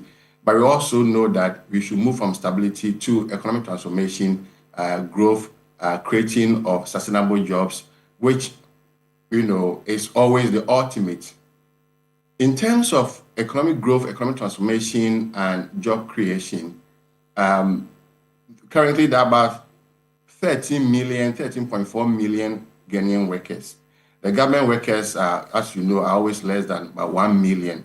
So it means that the greater part of the working or the employment is left in the hands of the private sector. And therefore, you see the posture that for the government is saying that, well, I am not spending so much to create jobs. Therefore, I am leaving the job creation to the private sector. How? That's when we talk about the stability, the low and stable inflation, low and stable exchange rate, low public debt. The lending rate was very high, around in the 20s. Now I'm talking about 15, average of 15. So that was the sense you will get that, well, the job creation, economic growth should be left into the hands of the private sector based on the macro stability, so that the private sector will take advantage of that. We saw the real private sector credit in the negatives around the year 2022. Today we are talking about some 34% real growth. This is not even nominal, real growth in the private sector credit. The question is also that it's not just about the growth, it's about the allocation of the credit. Where is the credit going? That I do not have more information about where the credit is going, because that will give you the sense to understand that, well, the credit is going to productive areas or not. And you see the growth in credit, but the growth in real GDP is a bit slow. I mean, from 5% to 6%, 6.4%, it's a bit slow. So that is good, but it's a concern there which must be addressed there. Where the credit is going is always the issue. And then we have on my table, I have the abandoned projects. When you're talking about, I think the question you asked me is about transformation. There were some projects I think this administration inherited and which has been abandoned or resources are not yet committed. I think that I want to recommend that we should go back, this one district, one factory. If possible, they should revamp, they should commit resources to that. Or the government should have a replacement for the industrial policy. We are not seeing this strong industrial policy. And it's understandable in the first year where you want to stabilize the economy. But going forward, 2027, 2028, you want to see more of an industrial policy that would give us economic transformation. That's why most people always make reference to two things in the budget when you're talking about economic growth and economic transformation. One is the capital expenditure. We know that infrastructure development is key for economic transformation. And there are also certain public goods and services that cannot or that will not be produced by the private sector. For instance, we're talking about road construction in my area and in your area.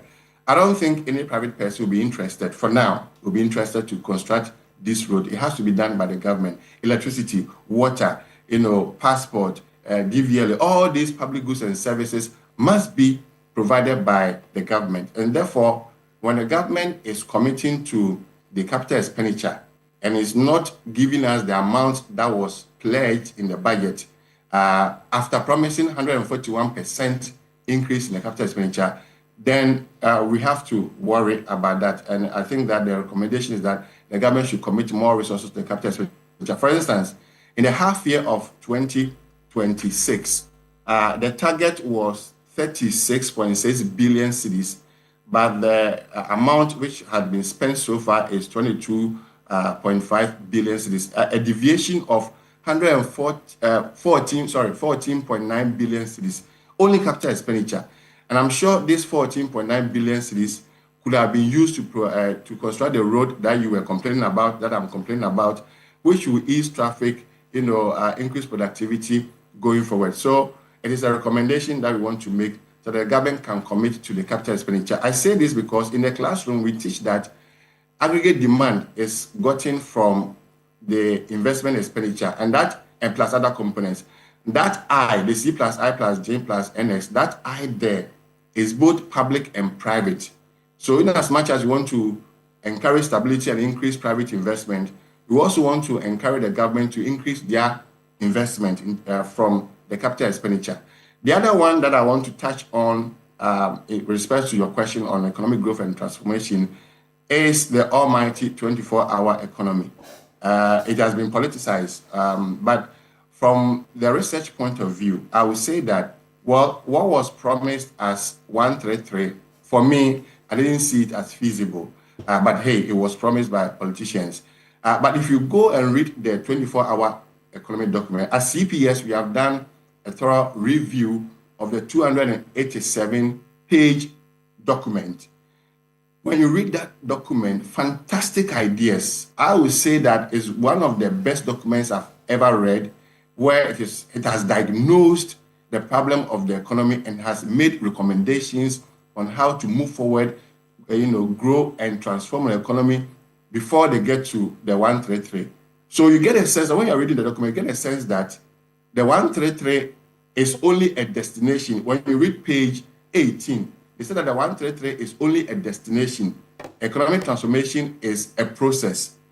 Simply put, we have to transform the economy before we get to the 133. But this was not what was promised. I leave that one to the politician.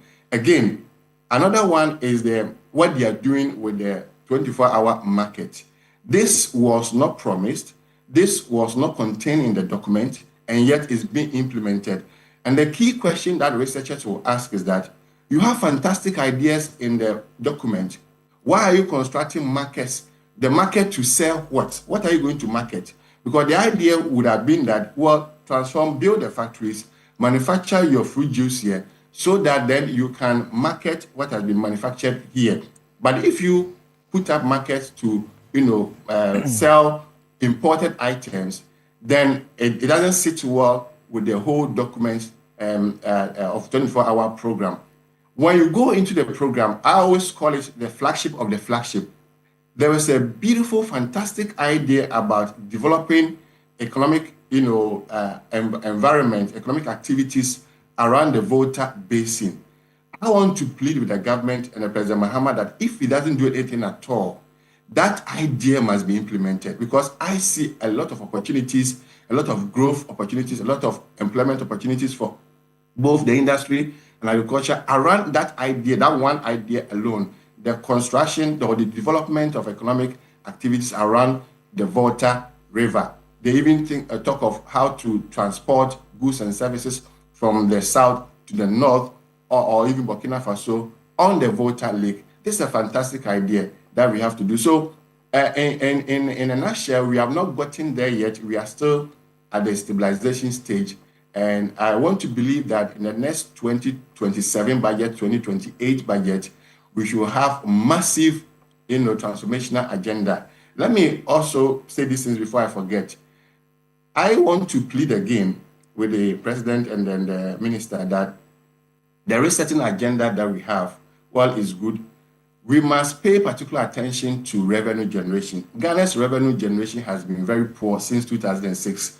It is not one administration's problem since 2006. Yeah, I mean, a point I wanted to actually ask you about it is your argument on the expenditure, that it's not as much as they had indicated. I mean, with what you are now coming to advance with regards to revenue, is that not the more reason why we should be doing the expenditure we are doing? Because basically we don't have as much as we ought to have. Yeah, the deviation of the revenue is 3.7 billion, but the deviation on the expenditure is 22 billion. That's the point we are making. The quantum of deviation is, I think, too much. Then I think the counter argument is that you don't spend what you don't have, which is good. It is good in the short term, but in the medium to long term, why don't you then generate more so that you can spend more? Because when we are complaining about our roads, and then the answer is that, well, because we don't have the money, that's why we have not constructed your road. But I think the counter argument is that, well, why don't you also put in place measures to raise enough revenue so that you can construct the road? Okay. So in the short term, yes, don't spend what you don't have. But going forward, please raise more revenue. Let's be aggressive. And I was making the point that the reset agenda, I think for me, it should really be targeted at the revenue generation. There are so many things that Akable, you and I have been talking about, the informal sector, the natural resource, the property rate, that we have been talking for years. And I want to see a research agenda on at least these three. Let me give you the figures. I've read documents about the potential revenue from the natural resource, from a research by IFS.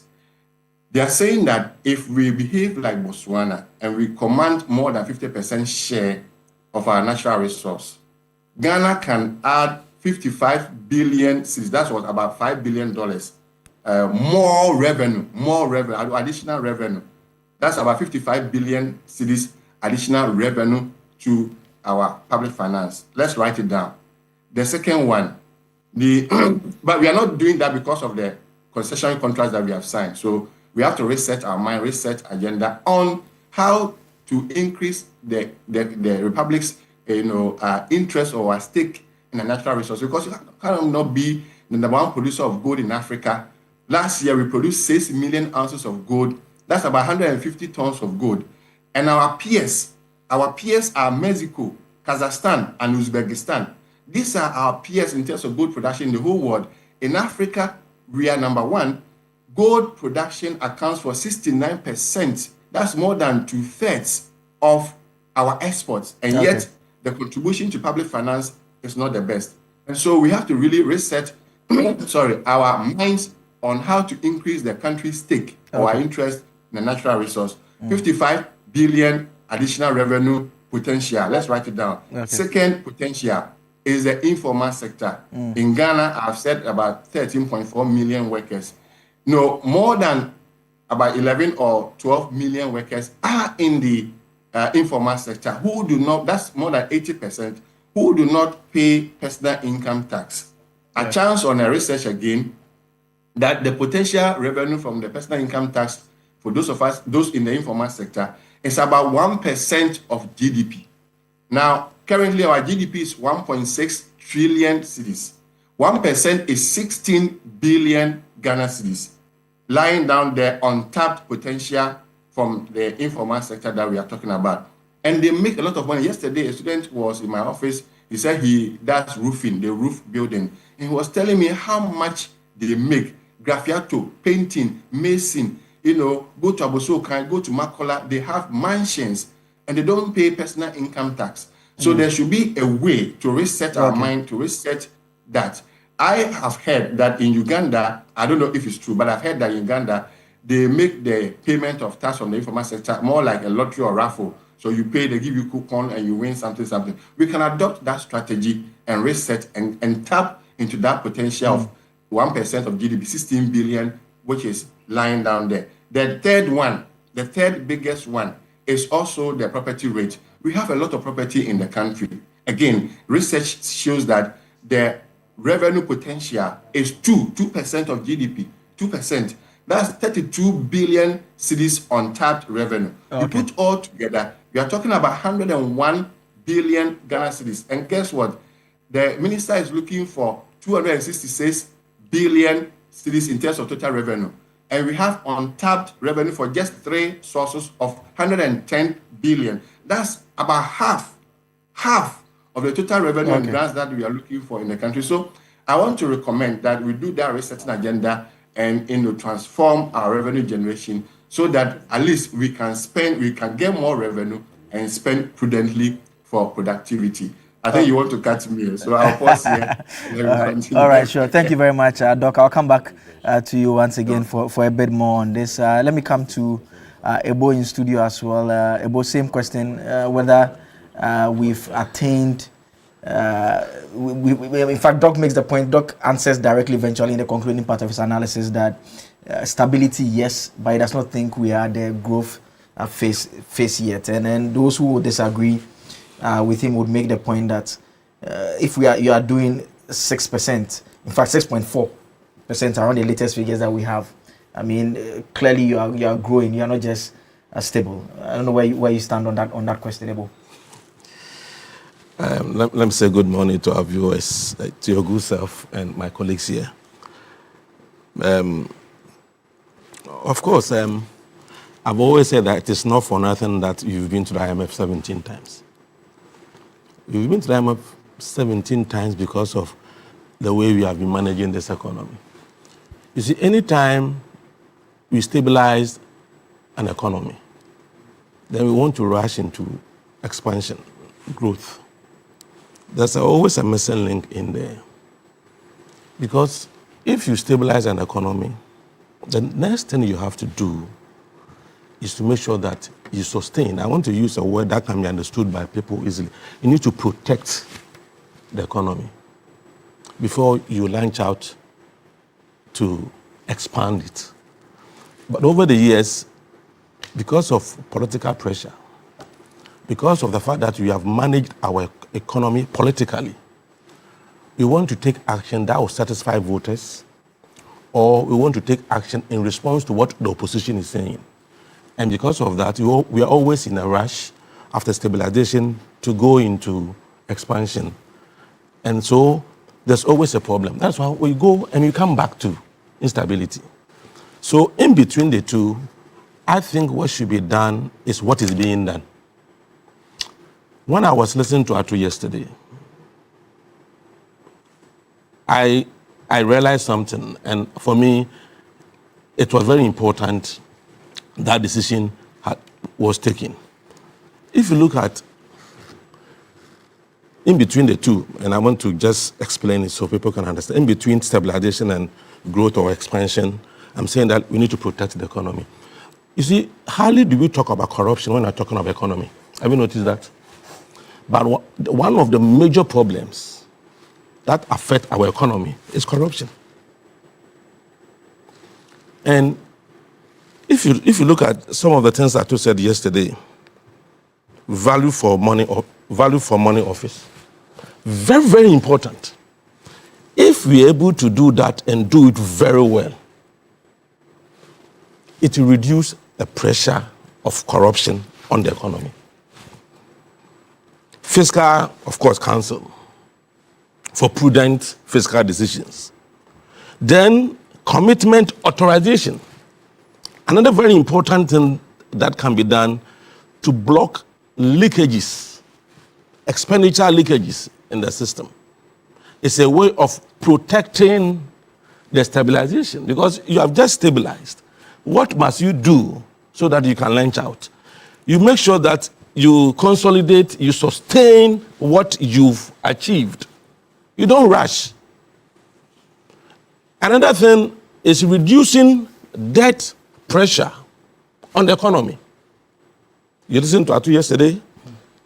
I mean, you can clearly see that efforts have been made to reduce that pressure of debt on the economy. Because when any economy that is started with debt, it's not attractive to investors. Why would I have to come and invest in your country when your economy is started with debt? So reducing the debt pressure on the economy to make it freer is also very important. Then another thing that also I saw, but we need to do more, is building sufficient buffers to protect the economy. Because every economy is exposed to external shocks. Every economy is exposed to external factors, even internal factors.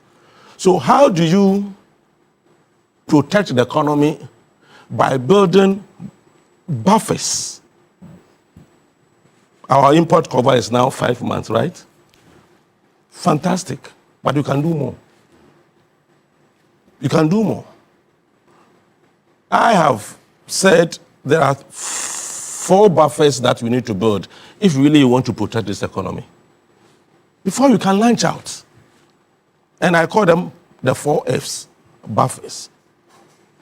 The first one is the forex one, the forex buffers that we have. The second one is the fuel buffers, fuel buffer. At any point in time, if prices of crude oil at the world market falls to a point that it cannot go below, that is when we need to make sure we buy more for, as a buffer to protect the economy.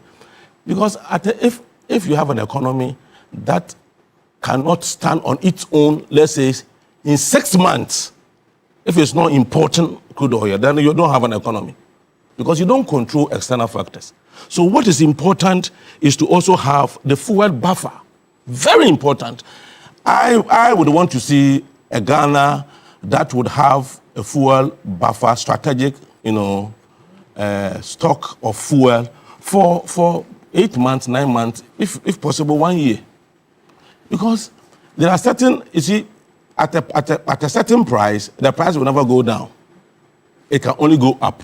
That is when you make sure that you buy enough to store for your economy.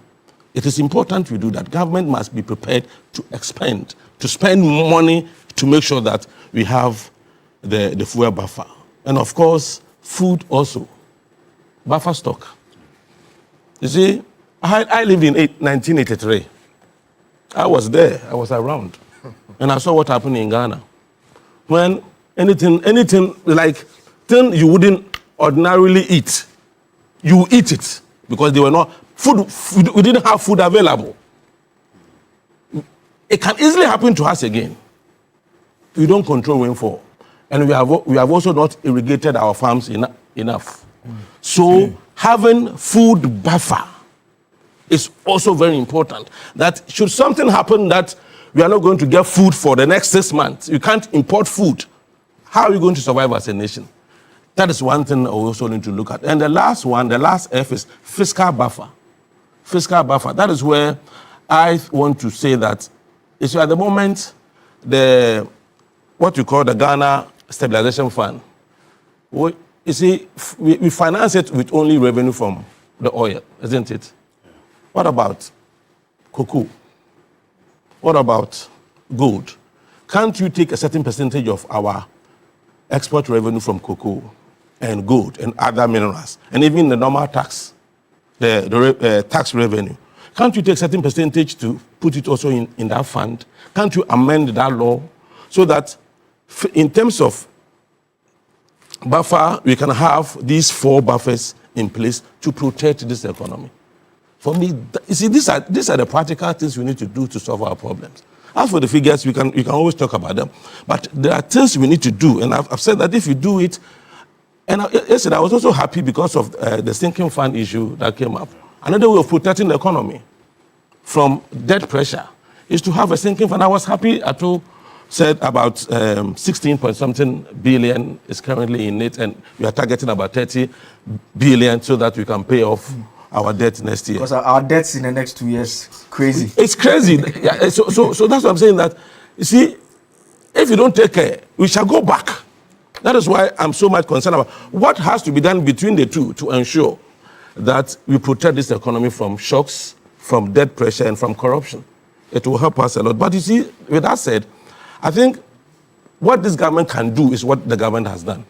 When you have just taken over an economy, a troubled economy like this government took over from the MPP, the only thing they can do at this stage is to stabilize the economy. And I'm proposing that even after stabilization, let's not launch out so quickly. Let's see how we can protect this economy so that should we have any external shock, the economy can be robust, can be resilient, and would have the capacity or will be capable of withstanding those shocks. So, yes, but let's look at other areas. I think that, but that doesn't mean that you also don't invest in certain areas to ensure that we have a certain... I was just coming to ask you that. How do we marry that with the demands of the citizens? Yes, and people want to see their roads constructed. People want to see the jobs springing up. People want to see government fulfill its own promises. Yeah, but you see, I'm not saying that if you do this, don't do this. Where the emphasis should be is the point I'm trying to make. I mean, stabilization. You see, you don't remove your feet from the pedal. What you do is that you still keep the stabilization. At the same time, you're also protecting the economy.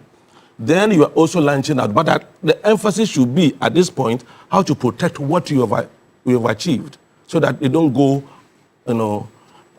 out of hand. So the point is that the government has created an environment for the private sector. Doc mentioned it. I mean, government's business is to create the enabling environment for the private sector to thrive.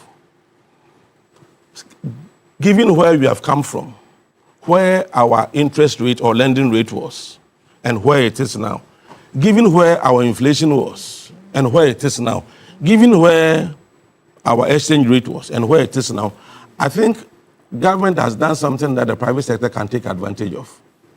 To at least, even though I don't think it will still make them that competitive, at least they'll be able to do something within the environment that has been created for them. And that is what they have to take advantage of. And for me, Atu showed yesterday, and let me commend him, as I listened to him yesterday, let me commend him for doing something that I have expected our finance ministers to do, just to protect the economy. Kenofrata didn't do it. That is why we had a DDEP. Atu is doing something different. Let's support him and give him the necessary, so the president should give him the necessary support to do what he's doing. If really he's able to do what he has set out to do, I believe it will go a long way to help this economy.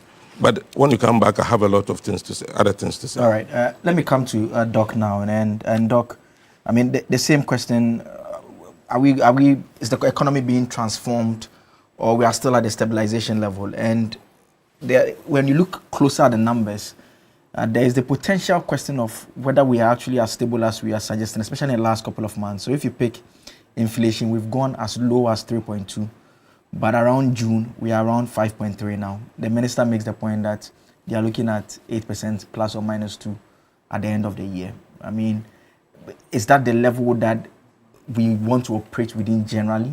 Because if we've come from that high level that we started off with, the 20s, we've come all the way down to 3.2, and we are hoping to get around the 8s there.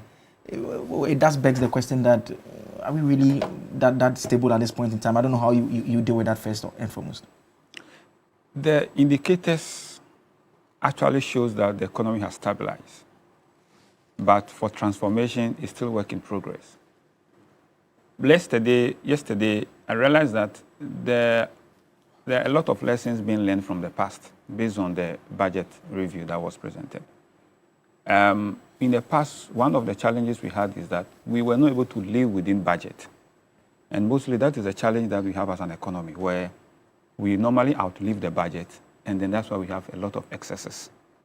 Yesterday, you could see that those lessons that took us to IMF, the minister and the government are working within the corner to ensure that those lessons are well guarded.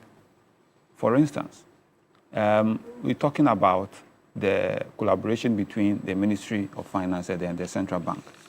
Yesterday, when he was presenting, you realize that this is somebody who presented the budget as someone who has command over what he was presenting. He understands clearly the challenges that we are facing as an economy, and then how to deal with those challenges. And this is to tell us that in managing an economy, it's just like the way we manage businesses. When your revenue is being shrunk and you see that there's a shortfall, you are not improving as expected, what you do is to cut costs. In the past, we just want to do what we want to do at all costs.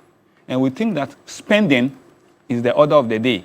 And so areas where we should have put the brain, if you're a business or you're in a business, even though you have a budget, there are certain areas, even though you want to spend, because of the happiness within the time, you may want to defer some of the expenses, or you want to defer some certain things. The challenge, however, that I see is that comparing what we say we want to do versus what the minister has said. For instance, it's talk about people say he's not spending, but he made us understood that indeed he was spending, and he stated that very nicely. However, I've seen the spending areas or the release of the funds to be more of open-ended. Why did I say open-ended? I'm expecting the day that I'll see a budget review where it will just be a simple data, where you tell us, for instance, in agric, a lot of money has been released, for instance, for farm service centers.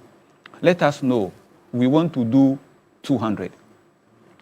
100 million has been released for it. We have done 50.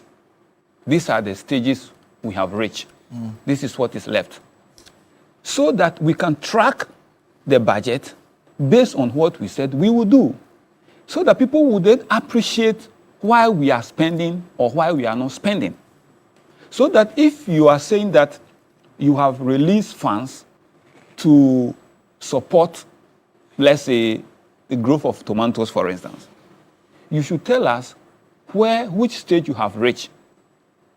The minister, for instance, has told us that, the Minister of Agriculture has told us that very soon we may end up even getting excess tomatoes in the system. So what is the preparation towards? And that is where we'll be able to now cascade this spending down to the real economy where employment will take place. In around 1960, for instance, the population of Ghana, about 77 of it is in the rural communities. Today, that has shifted drastically. We're about 41% just in the rural communities, which means a lot of people have migrated to the urban cities. But there are no jobs in the urban cities as well. But they have migrated because they hope that they will get jobs. How do we ensure that these policies that we are rolling out is actually benefiting the real economy? And that is the aspect where I want. So apart from the fact that we are doing very well on the macro level where the economy has stabilized, we have to look at how this is impacting the real economy. That will produce jobs. And so that is the aspect that I have a concern about. That yes, the minister is doing very well. What he's doing to ensure that we live within our means. In fact, he's doing exactly that, and I commend him for that. And certainly, as a Minister of Finance, the burden you carry is a lot. Your own colleague will even end up having challenge with you because they want money to be released. But if you look at what is ahead of us, if he should just be releasing money as he want to release without doing the check and the balances, we will end up going back to where we didn't want to be.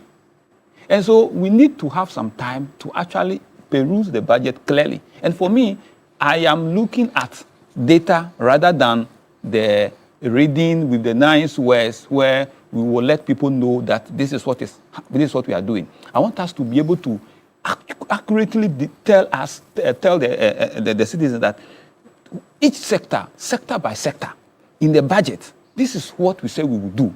In the first half of the year, this is where we have gotten to.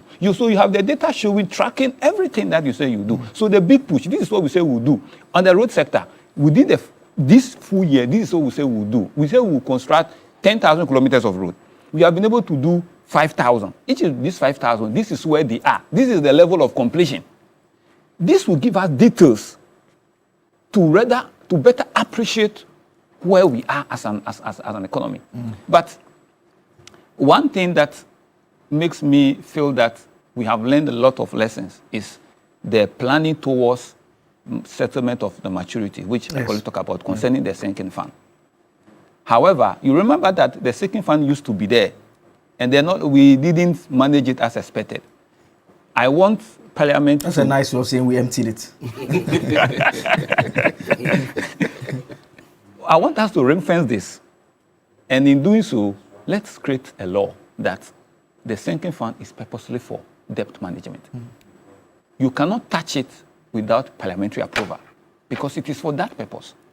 In that case, any fund that goes, especially when we have the source of funds going into it, so that subsequent government will not come in there deep money where it's like an individual who is working and his salary has been increased. The moment he has salary increment, he's looking at additional loan top-up he can take, even if he doesn't need the money. Because there's room, he just wants to go and borrow. And that is not where we want to. Even though government needs funds, let us be able to track the funds. We have been taking loans, and that was what because we couldn't track the loans. I can tell you that most of the challenges that we had was because we took loans that could have completed projects. But go and track those projects. Money was given, but those projects were not completed. Successive government have come, they have not continued, and we need money to do similar projects. And that is the challenge that we have. Policies of government, they look at most often, we look at the popularity of the policy rather than the impact that it will make. So, for instance, when we talk about one district, one factory, fantastic project. Unfortunately, we didn't see the result. Planting for food and jobs. And those are the lessons I want us to learn. We talk about planting for food and jobs. Unfortunately, within the policy implementation, we had a challenge with food.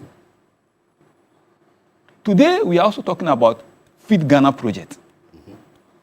What lessons are we learning from the failures of planting for food and job so that it will not be repeated? We are talking about the financial sector, for instance. We say women's bank. And the question I keep asking myself is, in this dispensation of digitization, do we need brick and mortar bank? No. What do we want to achieve? You see, because the perception that is women's bank creates a problem from the beginning for businesses, because it is seen as bank belonging to a certain class of people in society. In Ghana, the business magnate we have, how many of them are women? They can pinpoint that they can do business with that bank and make money for the bank to be able to survive. The answer will be in the reverse. That's why it's being created, so that they spring up. No, you don't need that. Because you already have existing one. So for me, just like the 24-hour economy that we talk about. So people, for me, my understanding of 24-hour economy is not operating 24 hours. No. It is about availability. So if you are saying that you are operating a market, for instance, that is going to operate 24 hours. In my hometown, Somanya, for instance, I am a Crow. In my hometown, we don't need a 24-hour market. Otherwise, you think that the market is going to operate 24 hours. No, it can't operate 24 hours. Because it is not a commercial city where people will get up in the night. Even the market women... You can't compare to maybe Osu, for instance. Exactly. The market women will not even go and sit in the market for 24 hours. But what it matters is that let the farmers who live within the community of Somanya grow what they will grow, let them harvest, bring it to the market, and then at all times, whatever you want to buy, you can go to the market and get it. If within the day you are able to get it, that is your 24 hours, because whatever you need, anytime you go, you get it within the day. Okay. That is fantastic. So I'm looking at the lessons that we should learn from the past so that we don't repeat it. That will cause us to overrun policies that will not inure to the benefit of the people. And that is where my concern is. All right. Thank you very much, Doc. Let me come to Honorable Issa now. And yesterday we heard from... Honorable Issa, so... Oh, yeah. Oh, sorry. That's true. That's true. So but I'm referring to you, actually. I was referring to you, actually. I was referring to you, yes. But Issa is my second name. It's your second name as well, right? You are the original. Right. Don't worry, I was referring to him. All right.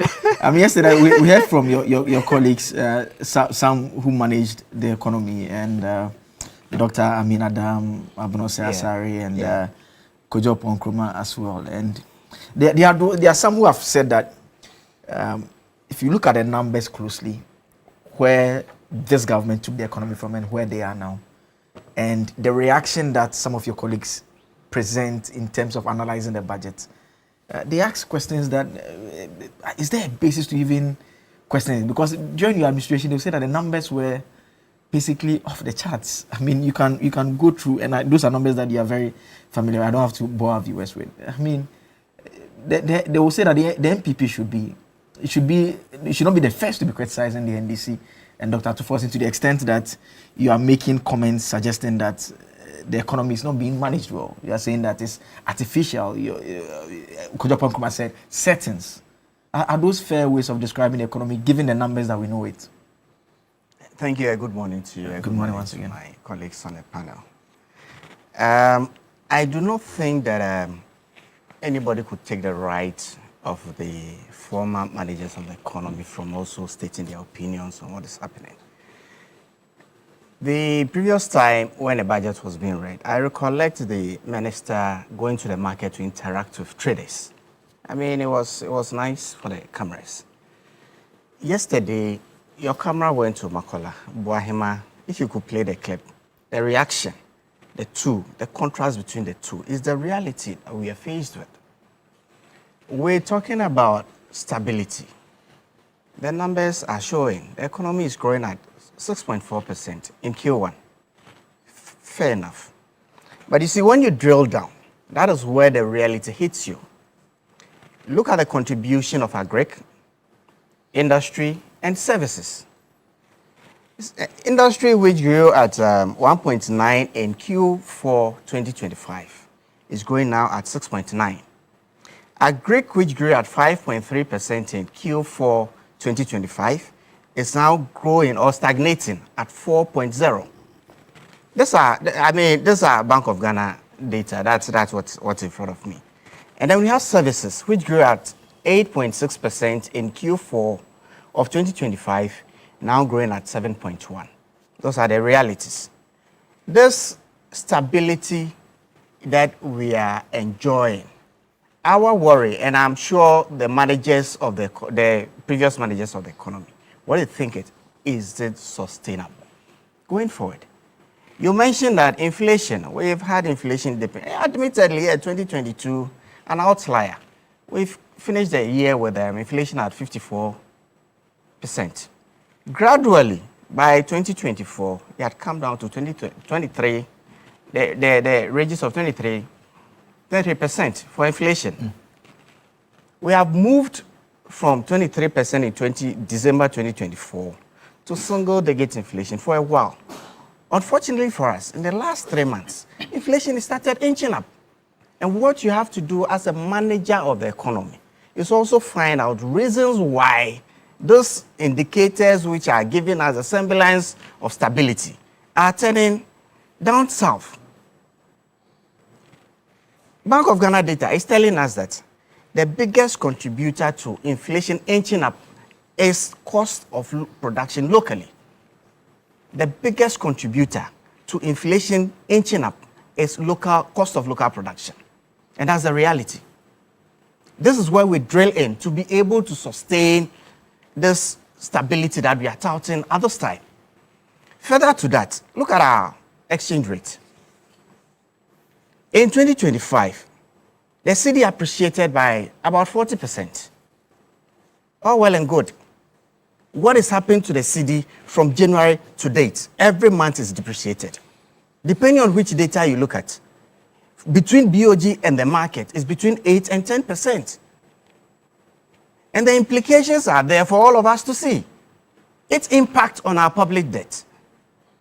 You won't even borrow as a government, but merely by the exchange rate changing, shifting, it affects the quantum, the stock of public debt that you have. And so these are what the indicators that we are calling the government to keep an eye on. Okay. Because they are the drivers of the stability that we want to enjoy. Further to that, look at gold. Gold prices has inched up significantly over the last couple of months, hitting 5,000 at the highest. It's also started dropping. We need to keep an eye, and it's just the attention that we are calling, and it's a reality of the situation that we live in now. If or when the props are removed, what is going to remain for us? Are these performances something that we could sustain over time? Because look, for us to enjoy the benefits of whatever stability, whatever sacrifices we have made to bring this economy to this stable situation, we need to sustain it. And I agree with Bachman. We need to sustain it. And in sustaining it, we have to drill down. Look at those macroeconomic indicators that we are touting today. Look at the macroeconomic indicators that we are touting today and be able to sustain them. When they are sustained, then we'll be able to sustain the stability to support the economy to grow much bigger. That's what we all want. If the Ghanaian economy does well, I enjoy. I am a Ghanaian. Why would I wish that we are not doing well? To get power. And you cannot also take my rights away from me. That because I am in opposition, I'm sure that's why Ghanaians voted for the NDC. Admittedly, we had challenges in 2022. Yeah, but in your analysis, you are carefully picking on the figures that have started going in the wrong direction. On the other hand, if you pick something like real GDP growth rate, it was 6 in 2025. The figure we have so far, like you said, was 6.4. I mean, if you pick debt to GDP, for Q1 is 6.4. Yes, if you pick debt to GDP, it's gone down from 61.8 at the end of 2024. We are around 45. Certainly, I mentioned the impact of the exchange rate even on our public debt. Yes. Whilst the city appreciated, I mean, we quote our debt stock in cities, but realistically, they are dollar denominated. I mean, the response would be that it's because they are managing the economy well. That is why the city is looking that way. Hence, the impact the management. On the I mentioned the impact of gold on this whole thing. When I drilled down on the growth rate, I mentioned that industry, and let's keep an eye on there, which grew at 1.9 in Q4 2025. In Q1 2026 is growing at 6.9. Agric, on the other hand, that grew at 5.3. It's growing at 4.0. And so this all of this impact, that has direct impact on our economy. So be it the problem will be that if you pick Q4 and you put it against Q1, that will not be fair. I mean, I think a better reflection. Reflection because of the way we do our business. But we are looking at quarterly data. Yes, we are. But I'm saying that the way we do our business in Ghana, the way we do our business in Ghana, there are different parts of the year. No, that's fine. That's fine. But quarter to quarter, there's a reason why we present data quarter to quarter, and not. I mean, we had a mid-year review. Okay. And in the mid-year, we would have had 2 quarters and not an annual figures to compare. Okay. It takes 3 months before we get a full figures for 2025. And so, how else can we compare like to like? Okay. And those are the realities. Okay. I mean, yesterday we had the minister go to Parliament to do a mid-year review. Who would have thought that 17 months into the government of the NDC, the minister goes to Parliament to present a mid-year review and not mention 24-hour economy?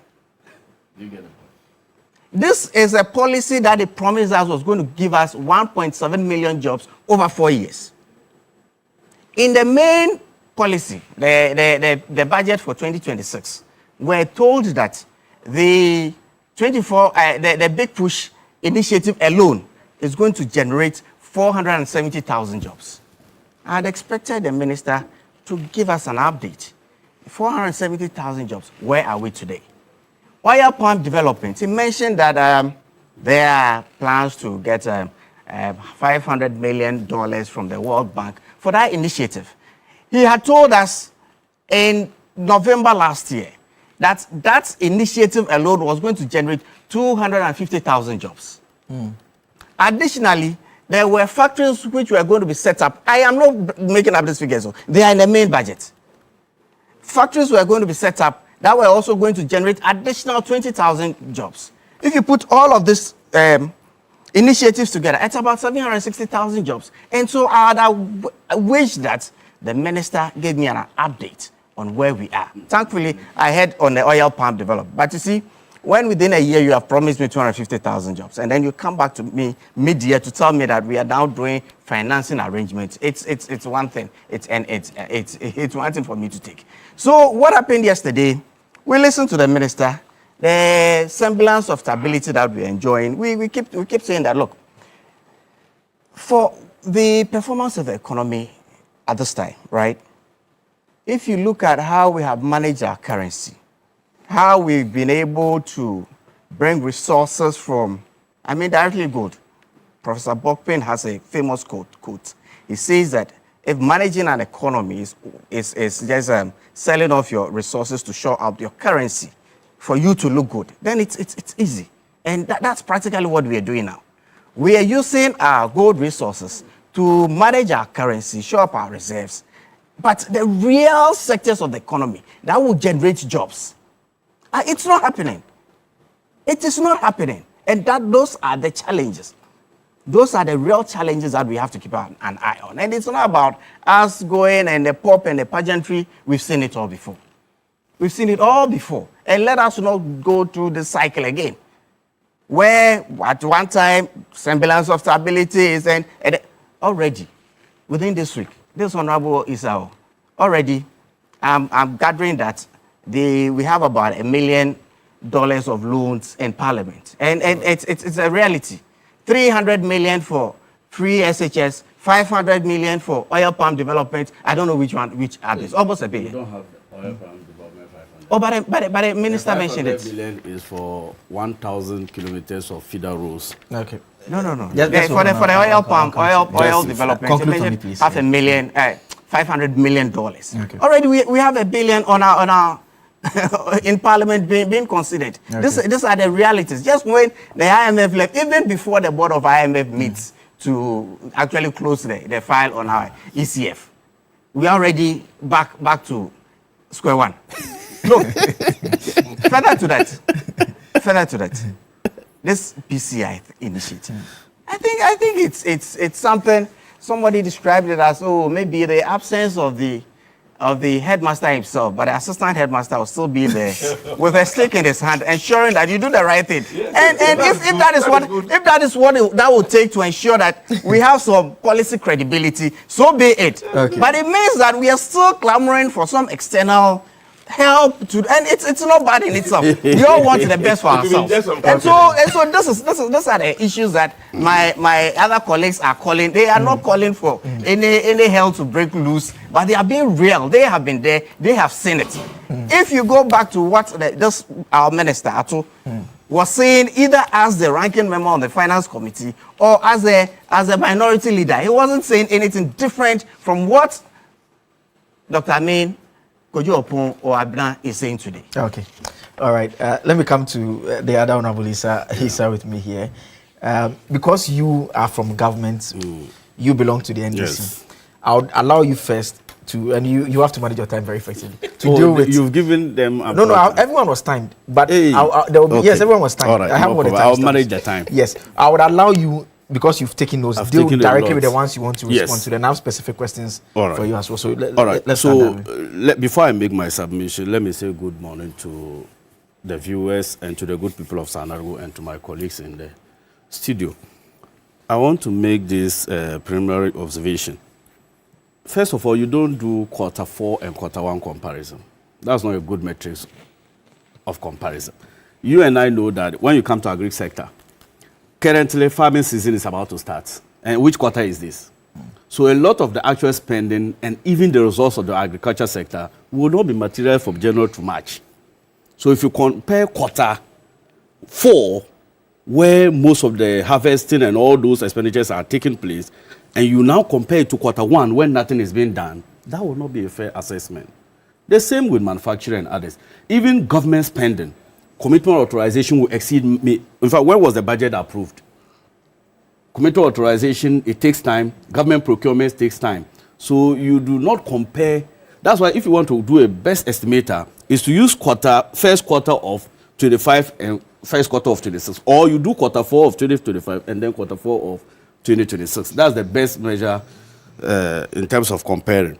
Then the second issue too is that, look, the IMF has already provided the best indicative matrices of assessing how an economy is faring. So it is not in my mouth or the mouth of any of us to set our own matrices. There is global accepted benchmark on indicative indicators of assessing how an economy is faring. And I want to go through the indicators so that every Ghanaian listening to us will know whether the government is doing well or not. But before that, it's also important to make this correction.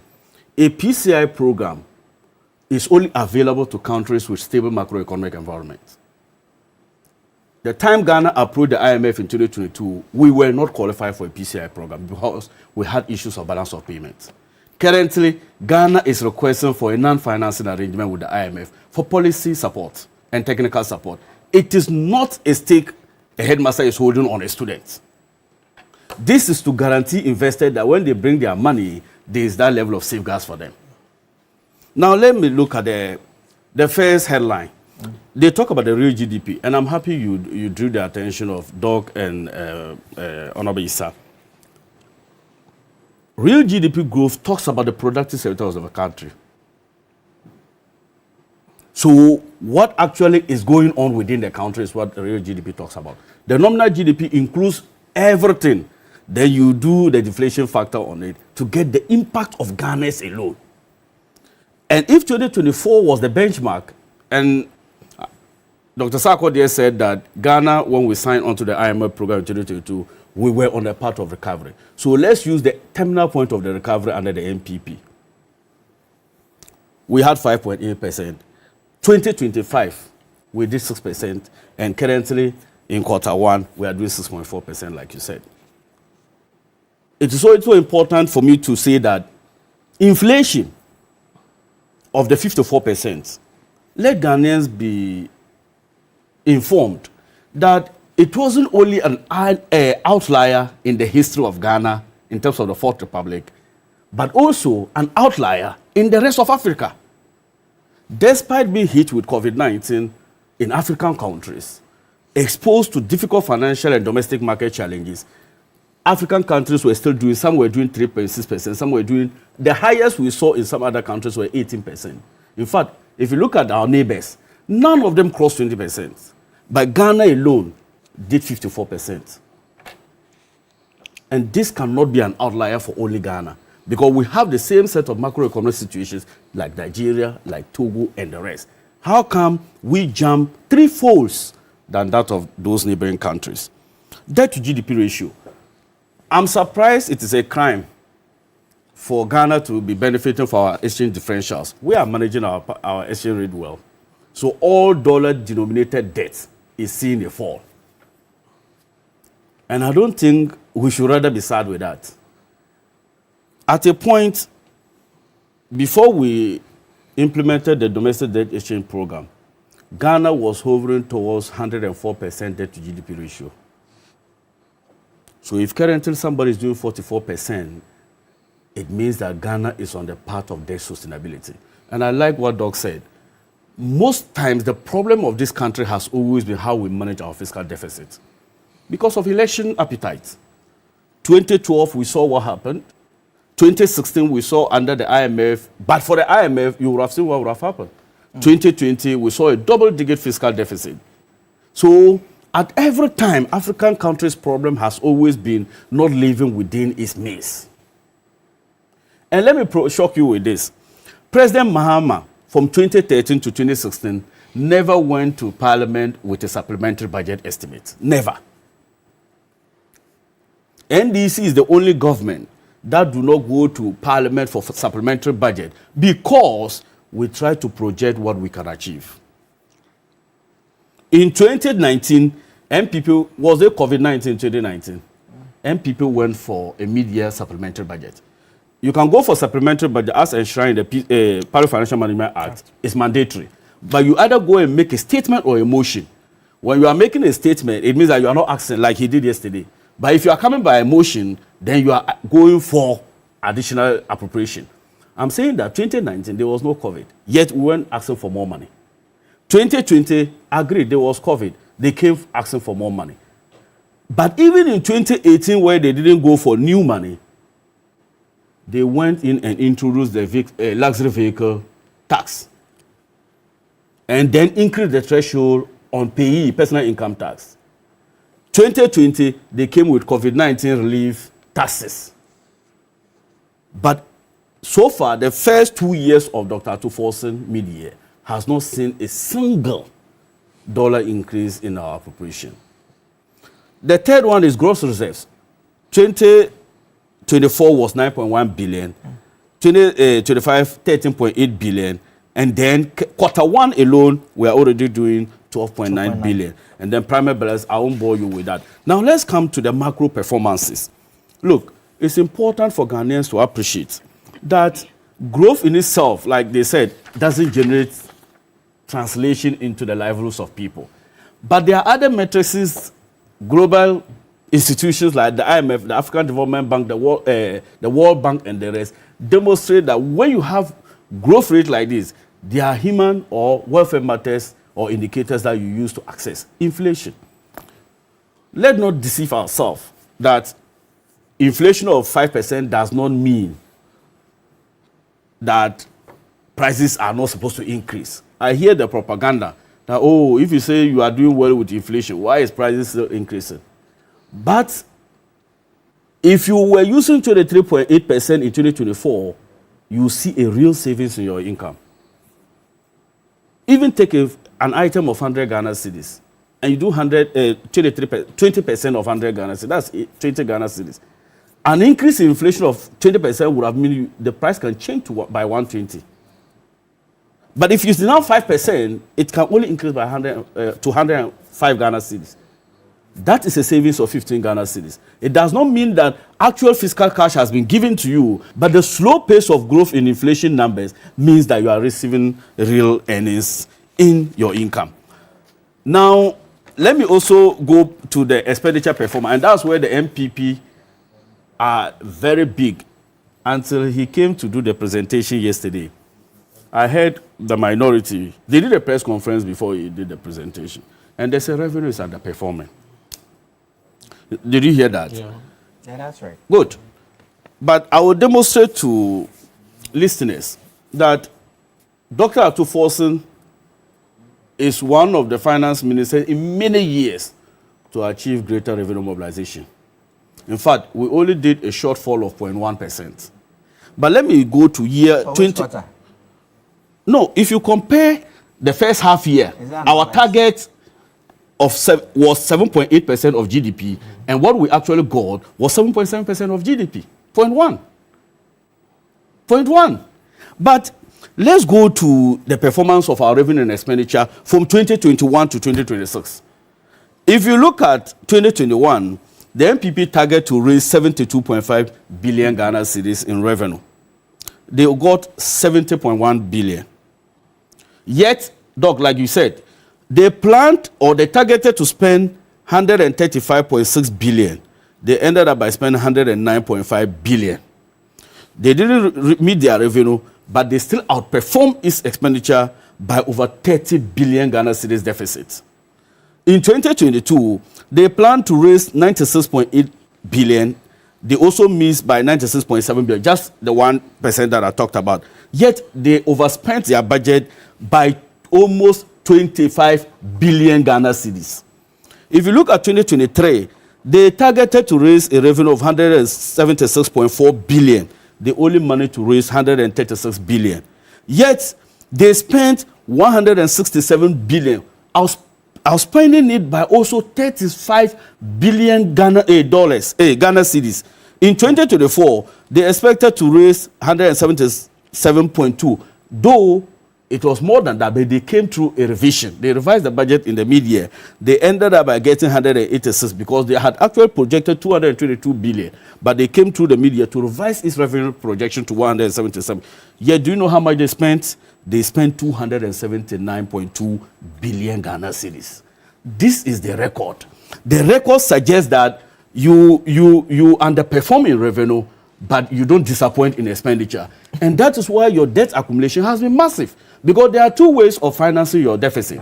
Either you do it by taxes or you do it by borrowing. And the taxes for 2023 and 2024, they knew very well that the Ghanaians will punish them politically. They took the risk of debt accumulation. And that's why President Akufo-Addo has been the only president to borrow more than 13 other presidents combined in the history of this country. So if you look at those records, you see that Dr. Atuforsen is doing well. Now let's look at the various commitments the government is doing. And I'm very happy yesterday when I heard some of the fiscal consolidation that we are trying to implement. For example, the public and AI technology at the port. I was very happy to see the performances so far. Over $300 million the country was losing through under declarations. These are ways of everybody on this table has talked about how we can mop up revenue. People have even suggested that the revenue potential of this country is about 2% of GDP. These are avenues that we can deal with in order to raise more revenue for the government. In fact, currently, the Finance Committee is already considering a new VAT bill that introduces customs at the border, cross-border transactions. Right now, if a vehicle is coming through Burkina, at the first point of entry, they do under declaration. Either they talk to the officers over there to have that deal. There's no electronic version that government can independently ascertain like we are seeing in the port. So these are measures the Minister of Finance is putting in place to make sure that we block revenue leakages. Look, public debt. My issue was not just the borrowing. My issue also was the utilization of the borrowing. In fact, if you look at the over 700 billion Ghana's President Akufo-Addo left for us to inherit, almost 112 billion was as a result of exchange differentials. Like he rightfully said, all dollar-denominated external debt, when they converted it, at the time of repayment, it naturally will increase because you couldn't manage your exchange. But aside that, will you believe that the IMF, the MPP, the $500 million that we had just signed in Parliament now, the first of its kind under these 2 years, that 500 million, the discussion was initiated by the MPP government, and Ghanaians should listen to this.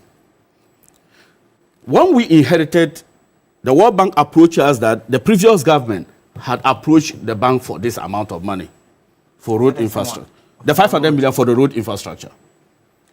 Out of that, 38% of that 500 million was earmarked for consultancy, capacity building, and purchase of vehicles.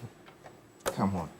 In fact, I dare you to contact your finance committee, members of the finance committee. The World Bank is not some. Please hold on. You can Oh just no! say. Wait, I'll give you an example. I'll give you an example. I'll give you an example you are comfortable with. The Garrett project. I was going to say. How much did you spend on consultancy? $22.9 million. You should be wrapping up now. So I'm saying that the reason why this disbursement is only coming now is because we needed to renegotiate the terms.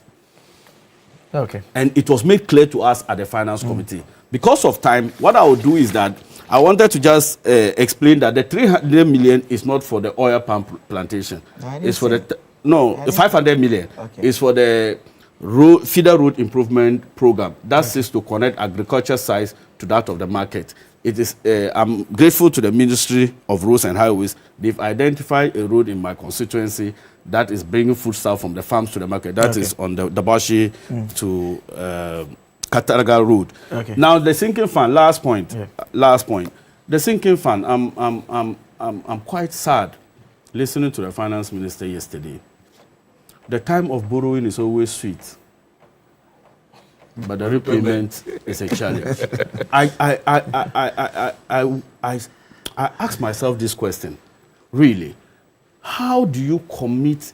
You see, currently they seek to jointly benefit from the domestic debt restructuring program on the successes of this government now. If you listen to them, that they took that painful decision and we are enjoying. But that painful decision results is next year and next 2 years. Where do you expect? A government total revenue mobilization effort for this year is even 226 billion. How do you expect the government to use 111 billion to pay for debt? Okay. So that is a question. That is a question I want. I mean, that is a question. The answer is Agenda 111. No. The answer to you is that the answer to you is that you are benefiting from the fact that they restructured. So that has also improved your numbers. But you will not credit them in the same manner. But now that you we have always mentioned that the part of the reason why we are seeing reduction in the debt is exchange rate and the domestic debt. But the point is that, but those debts, seriously, those debts is expected to be paid over the next 2 years of 111 billion. Can you imagine? Doc said it. There was already an existing sinking fund under the NDC government. But for a force majeure like COVID, let's grant that. Though we also had Ebola, but we didn't deplete the sinking fund. All right. So please, it's a warning to any MPP successive government in the future. Please prioritize us. No. Any incident like we had. Reduce your appetite. In your lifetime. No, wait. Reduce your appetite for debt accumulation, and let's build the country with our local race revenue. Let me just please quickly. Let me just take Honorable's mind to. There's a table 3 in the presentation yesterday. That's on gross national public debt from 2020 to 2026. Yes. And then before that, figure 7 also gives an indication of the debt accumulation that he referred to. When you look at 2020, we had debt accumulation of 34.5. Of course, 2020 was an outlier. I was an MP when COVID struck. and we had to scramble everywhere to ensure that lives So were preserved. which of the years? Lives were preserved. The effect of COVID was felt globally for 2-3 years. Subsequently, we had debt accumulation also at 36.2 in 2023. When you take these outliers off, historically from 2017 to 2024, we had the lowest debt accumulation rate. If you look at the dollarized amounts in our public debt. Oh, why wouldn't we hide this one? We borrow in dollars. When you mention these figures are not mine. You should be seen within the context of the economy. These figures are not mine. Even talked about the benefit of the exchange rate on the debt. These figures are not mine. That's why I referred to you on the table. I did not dollarize it. The minister in his presentation dollarized it. And you can see the sequence. In 2024, at the time when our total debt was $49.5 billion. Why?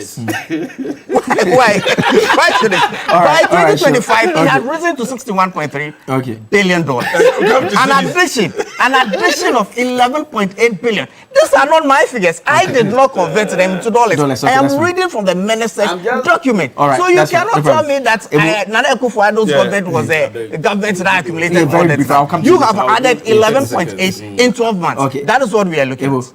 I think one of the things this government should do to be able to help the private sector is to sit down with the banks. I mean, these days the banks have been making profit. They can use about 5% of their profits and to the private sector as loans with maybe with a lower interest rate that rates that are lower than the prevailing market rates. So, if, for example, NIB suffered under your government. If I can offer 10 yearly collapse so that you could buy it. I mean, some of the statements are not. They nearly collapse. So I mean, I'm telling you the reality. But it's been capitalized by once again Akufo-Addo. So, Minister, you can sit down with them. I think 5% of their profit and other banks can be given to targeted producers for export and import substitution. You target them, you give it to them at interest rate, maybe 5%, 10%, something that they can easily pay, something that will make them competitive as well. And it's something that I think the minister can consider doing. It will help the economy if it is done. All right. Doc is still on Zoom with us. Doc, I'll take your brief wrap-up comments. Dr. Osuedu-Sarkodie. Well, thank you, Akable. Normally, I do not respond to my colleagues on the panel. No, you have to respond when there are issues against you. have to respond. Since my name was mentioned, yes, you have to respond. My friend in Fugu, I didn't say in 2022 the economy was on the path of recovery. I said that the economy was in difficulties in 2022. That is what necessitated the IMF program.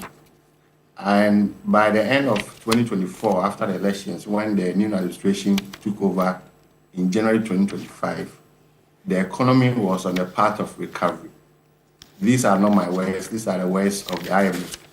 And the figures support that. I'm not sure any Ghanaian will dispute that. Okay. But let me give my concluding remarks on everything we have discussed. I think that going forward, we should try and transform the economy.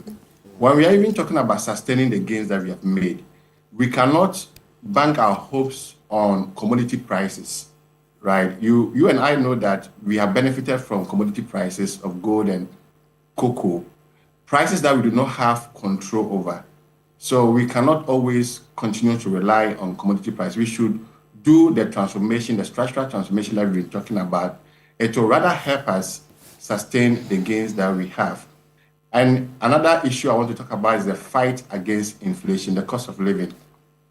I just chanced on the recent release by the Ghana Statistical Service. Let's look at the items that are driving Ghana's inflation. Tomatoes, diesel, petrol, taxi fare, trotro fare, ginger, fish, secondary school fees. I thought because of ESHS to be okay, but I think it's a private secondary school fees, shrimps, rent, mango, banana. These are items that we can easily tackle. Banana, mango, ginger, shrimps. These are the items driving our inflation right now. And then the regions with their inflation higher than the national average are Northeast. In fact, Northeast has always recorded double-digit inflation for some time now, always in a comfortable lead when it comes to regional inflation. So Northeast, Ashanti, Eastern region, Greater Accra, Central, and Volta. So what the point I'm making is that if you want to tackle inflation, we know where it is coming from. Okay. And then we can institute or implement policies to these targeted areas. The Bank of Ghana's sterilization, which cost them about 16 billion to help reduce inflation. I want to also submit, I think the minister mentioned it yesterday, that the fight against inflation should be a shared responsibility. We should not leave the fight to Bank of Ghana alone, because today, Bank of Ghana is not in a good position. In fact, they are calling for recapitalization. So they cannot continue to take the bullet on behalf of every other economic agent. It should be a shared responsibility between Bank of Ghana, Ministry of Finance, Ministry of Trade, Ministry of Transportation, and Roads and Highway. All real sector players must come on board to help, because these items like tomatoes and banana, I'm not sure of what Bank of Ghana can do more about ginger and tomatoes and banana. Agric Ministry, also all the real sectors must come on board to share the responsibility so that the burden will not be on the Bank of Ghana alone. So going forward, let's see the economy opening up. Most of, especially the one I talked about, the 24-hour economy, fantastic ideas. I don't think the government should share it. The government should not share the ideas in the 24-hour economy program. Fantastic ideas. We want to see the implementation of these ideas. Most especially on my heart is the economic development around the Volta River. And then the irrigation in the north. Last week I was having a class with my students, and one in level 2, and a student from the north told me that when Accra is being flooded, it's not raining in the north. And so if it doesn't rain, they will not get water for their farming. So let's try and develop irrigation facilities in the north to ensure an all year round agricultural production. So at the end of the day, we want better lives. So let's try and move the economy forward. Let's look at the areas that have high employment generating potential, and then we can grow, transform the economy, and then better the lives of Ghanaians. And my road at New Legon should be constructed. Thank you. That's Dr. Owusu Edu Sarkodie. He is Executive Director for the Center for Policy Scrutiny, joining us this morning. Doc, thank you so much for joining us. I'll pick Doc's closing remarks as well, Dr. Tekpe. Just like Christians see the Bible as their guide, I want the government and the ministries to also see the budget as their economic Bible. And let's live by it, and that will help the country. The Minister for Road is doing something that is very commendable. He is following up on the project on the field to see the performance of the contractors vis-a-vis money that have been released to them, so that they can track timelines. Let each ministry and the ministers that are heading those ministries also do that. And let every ministry create that office or unit where they can monitor the rollout or performance of the budget on the grounds. That will help us to actually track excesses and be proactive in dealing with them. When we do that, I can assure you that the country will be at the level where we want it to be, because we are monitoring ourselves. Thank you. We used to have a ministry for monitoring and evaluation. Yes. You've concluded already. No, I'm not concluded. No, you did actually already. But don't worry, you did already. But let me give you 30 seconds. Don't worry. Tell the minister that nobody is forcing him to spend what he has not gotten, right? But we are holding him to the figures in the budget. The budget is themed growth, jobs, and economic transformation, and we want to feel that theme in what is transpiring. The very final bit is, look, what would you profit you? The wage bill is intact. You are meeting it. You're doing goods and services below 35%, capex below 42%. What would you profit you? You're paying people. They go to work. They don't have photocopiers or A4 sheets, and there are no keepers for them to work. Okay. I mean, what does it promise you? Productivity. These are the figures. All right, thank you. These are the figures in front of me, and then also the finally. The figures we are talking about, whether Q1, Q4, the Q1 2025 itself is not looking any better compared to the Q1. I just yes, very briefly from me. Yes. You have not been fair to me. I've been very fair to you. I've been very fair to you. No. I've been very fair to you. I can't wait. Calm down. No problem. Calm down. I can actually show you something. No problem. So initially, I'm coming. Exactly. Initially, I gave everyone 10 minutes. Ebo actually did less than that. So I added his to yours, and just to allow you. Dog's own to his. Exactly. And now the second by so now I actually now asked for an extra 2 minutes to allow you. Okay. So just so go number one, yes. I'm saying that the suggestion that inflation is inching up is not entirely correct, because the budget in 2026 we expect our inflation to be between 6 to 10% inflation band. So we are still within budget that we haven't deviated. The second part is that the real GDP, if you look at the data, it excludes the impact of gold in the extractive sector, because what is our carried interest in those ones?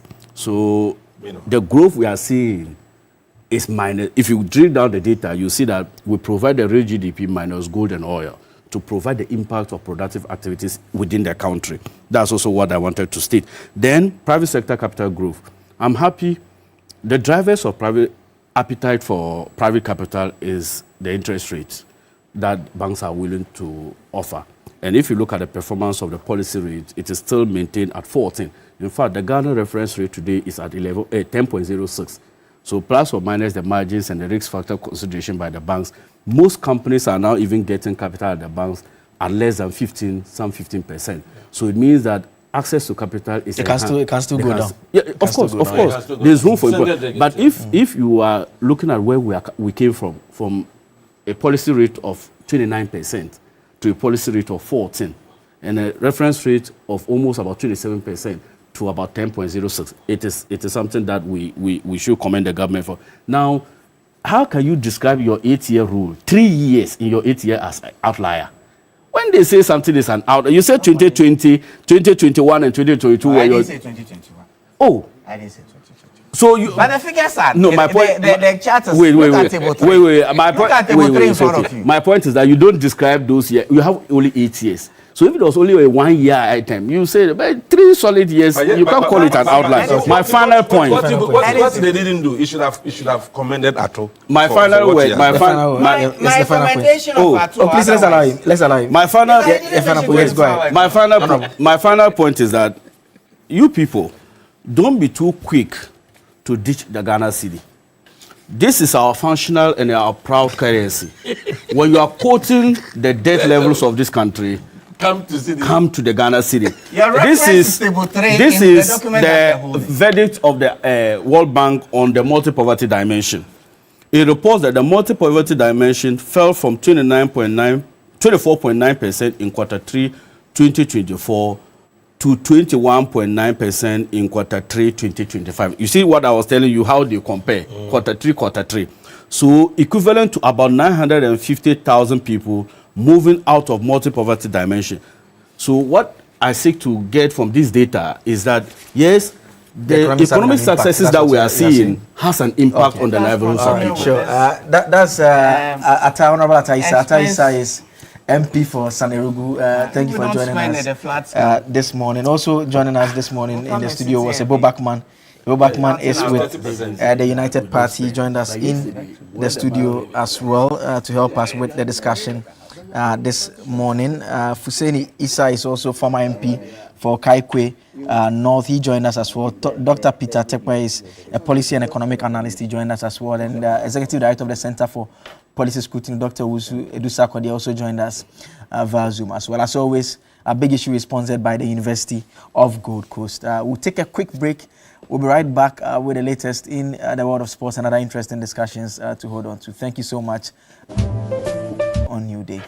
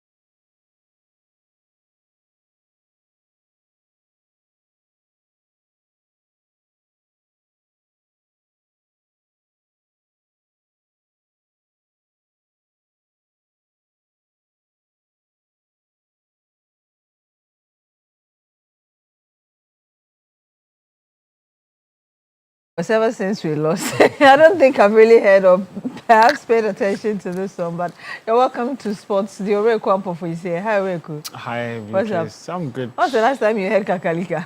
After we came back home. I think, yeah, the World Cup.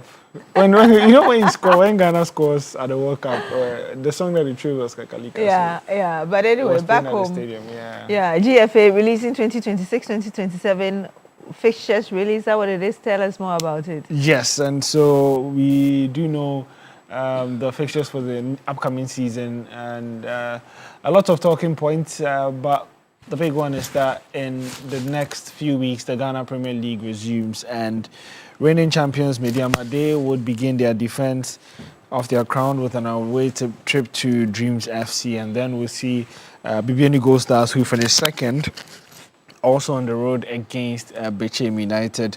Heart of Oak will welcome Berekum Chelsea in the opening match. And then there are interesting games like Aduana traveling to Pando to face Heart of Lions. But for arguably the three biggest clubs at the moment, Asante Kotoko, Heart of Oak, and then the reigning champions Mediama, this is how their first 5 fixtures look like. For Kotoko, they face newly promoted WB United and Heart of Lions, Summertex, Aduana, and then for Heart. I haven't heard of my Summertex in a very long time. Yeah. And then for Heart of Oak is Berekum Chelsea, Gold Stars, Bechem United, Kerala United, Dreams FC, and as I mentioned, Mediama start with Dreams FC. They are home to newly promoted Port City FC, and then there's Vision Holy Stars, and then another promoted team in WB United. And now we have the pre-WAFCON friendly. You know, I always talk about the Queens. An emphatic 4-0. Yeah. That's great. Yeah, I think it's the perfect way to sort of usher themselves into the Women's AFCON, which begins this weekend. And there were some questions and concerns after the goalless draw against Tanzania in a friendly just a few days back. However, I think that has been put away with this magnificent performance by the Black Queens, beating Malawi by 4-0, courtesy a hat-trick by Doris Bedua, who is one of the familiar names in the team. Kim Lasek again will be banking on her experience when they head to Morocco to play the Women's AFCON. But also, more importantly, there was a different person on the score sheet. That's Sharon Sampson. She has now scored 2 goals in the 3 friendly games that she featured in. Go against Ivory Coast as well in the friendlies. And so it's good to see different types of scorers, aside the fact that there are the ones like Doris Bedua, there's Evelyn Bedu, who the team will be looking for when it comes to the goals as well. I remember that the Black Queens, they would be involved in the Women's AFCON starting. Their journey starts from 29th of July. They play Cape Verde, and then they play Cameroon and Mali. And that will be it for the group stages. The hope is that they reach the last of the competition, because the reward for that is qualification to the Women's World Cup in Brazil next year. Let's watch the coach for the Black Queens. It was an important game for us to bounce back a little bit. We felt that we didn't perform in the best way against Tanzania, but in the same way we played in a very, very small pitch in that game, which I think actually helped Tanzania a little bit more. Today we were back in a normal stadium and normal sized pitch, so the space was more open for us to play a better football, and I think we did. We are good in the defense again, another clean sheets. I don't know for how many you have in a row now, but many for sure. And then to score 4 goals forward, so 4 goals forward, so I'm happy with that, of course. So we're building from here. I think we're going to see a team, and I hope so as well, of course, that's just going to improve more and more for every game. Many players have been a little bit off season, but step by step, the most of the players is getting better and better. We can see that in a technical aspect, many did their best game today. So hopefully we will be even better prepared in the next week, and then for grow into the tournament. And of course, beyond the WAFCON, the pre-WAFCON friendly and everything about it, there's also the Commonwealth Games 2026. Is there any news about the opening, official opening? Yeah, so there was the opening ceremony that took place on Wednesday evening. Very colorful ceremony which saw a lot of dignitaries.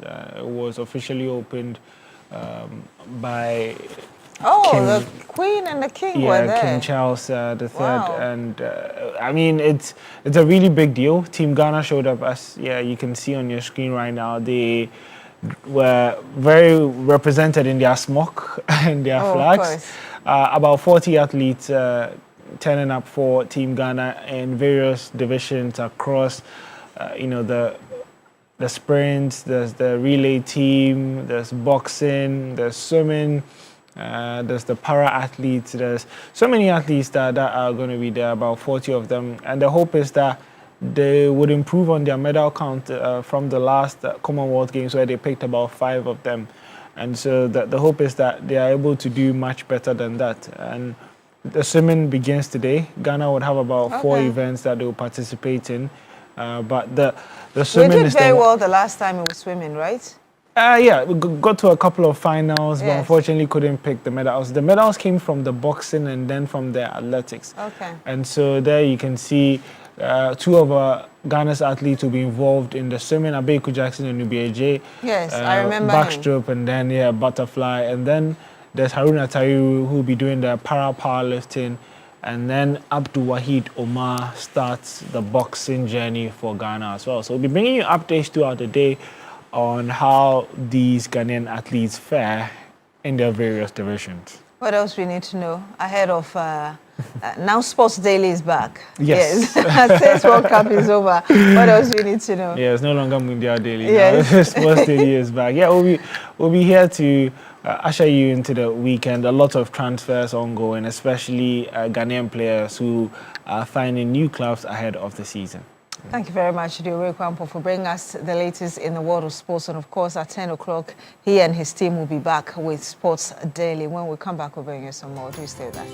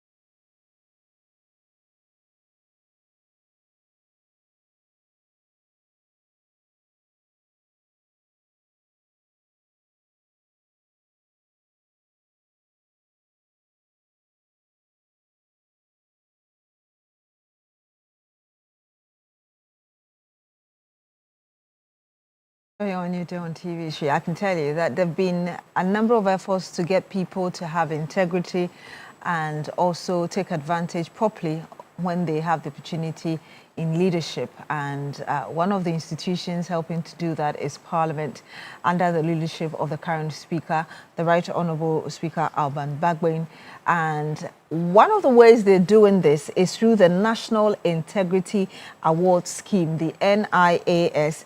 And I'm here to have a conversation on that with Dr. Mohammed Mazouk, who is the chairman of the Event Planning and Communications Subcommittee of the National Integrity Awards Committee. Doc, it's great to have you here. Good morning to you. Good morning, madam. Thank you very much for I'm also joining humbled us. to be here. Most welcome. Yes. So first of all, just tell us a bit more about really the background to this and why it is important for us to have the establishment of the NIAS. Good morning to the cherished viewers of ours, and thanks for the opportunity to be here. Currently, Ghana is seemingly entangled in a web of integrity deficiency in all aspects of national life, in politics and governance, in religion and society, in commerce and industry, in media and academia. I'm sorry to mention media.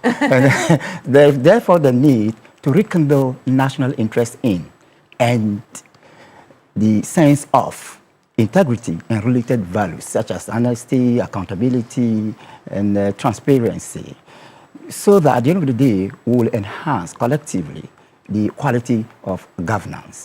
This explains the basis of the National Integrity Awards Scheme.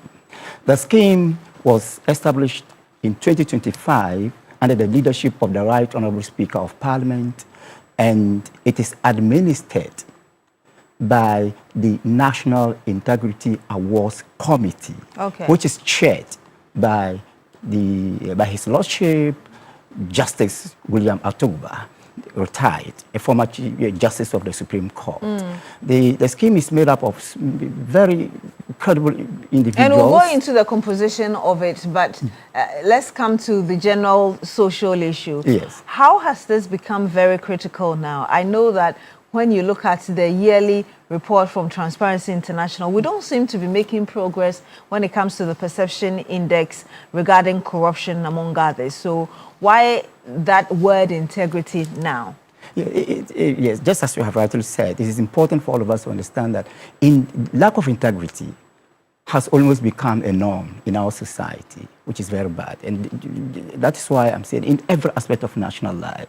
So for us to emphasize the need for people to understand the centrality of integrity to our development, we need to use that word. You will agree with me. Yeah, I know integrity as a word is an abstract one. Yes, but then depending on how it is used contextually, it is related to everything that is positive. Because within integrity, you can get transparency, accountability, responsibility, patriotism, honesty, anything. truth. Yes, honesty, truth, anything that is central to governance, that is central to decency, that is central to successful life. And if you look at all these institutions of state, you will agree with me that there is a high level of reduction of integrity, according to public perception. Your Auditor General's report proves it, right? Yeah. So many reports prove it. And in spite of we should also mention that it is not that we are not doing anything. It is not that the government is not doing anything. It's not that the previous governments didn't do anything. It is that whatever has been done is not enough. There's therefore for us to come out with a novelty. And when we go to the to the categories of the awards, you may even laugh at one special category. In fact, that's where I'm going to, because people will say that these are indexes for moral standards. Yes. Honesty, all of these things that fall under integrity. Yes. Sometimes integrity synonyms and all of that. Sure. How are you going to select those people? And that's where what you came in with is important. Give us how you're going to go about it and which categories. Yes. We have 9 main categories. Okay. Then 1 special category. Let me start with the 9. You know, no nation can grow without responsible governance. And you and I know the three main organs of governance: the executive, the judiciary, the legislature. So we have categories in these fields. Then we have the anti-corruption institutions, state law enforcement institutions, anti-corruption institutions, law enforcement institutions. And that would include the police service? The police service, the security agencies. Then we also have the private sector, the public sector, the metropolitan, municipal, and district assemblies. We have the whistleblowers. So if you... Whistleblowers would include who? Like investigative journalists? Anybody in society. Because the scheme is not only targeting individuals, it is equally targeting institutions. And it is not targeting leadership, it is also targeting followership. So we want to ensure responsible followership and ethical leadership.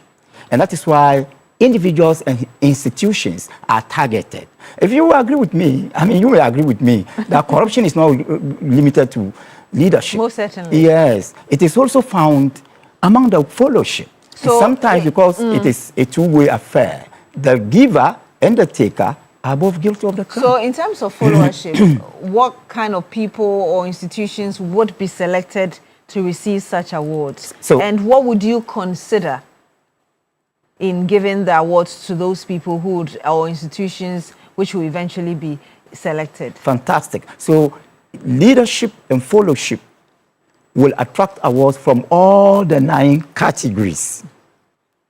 And then the special one is the Vulture Award.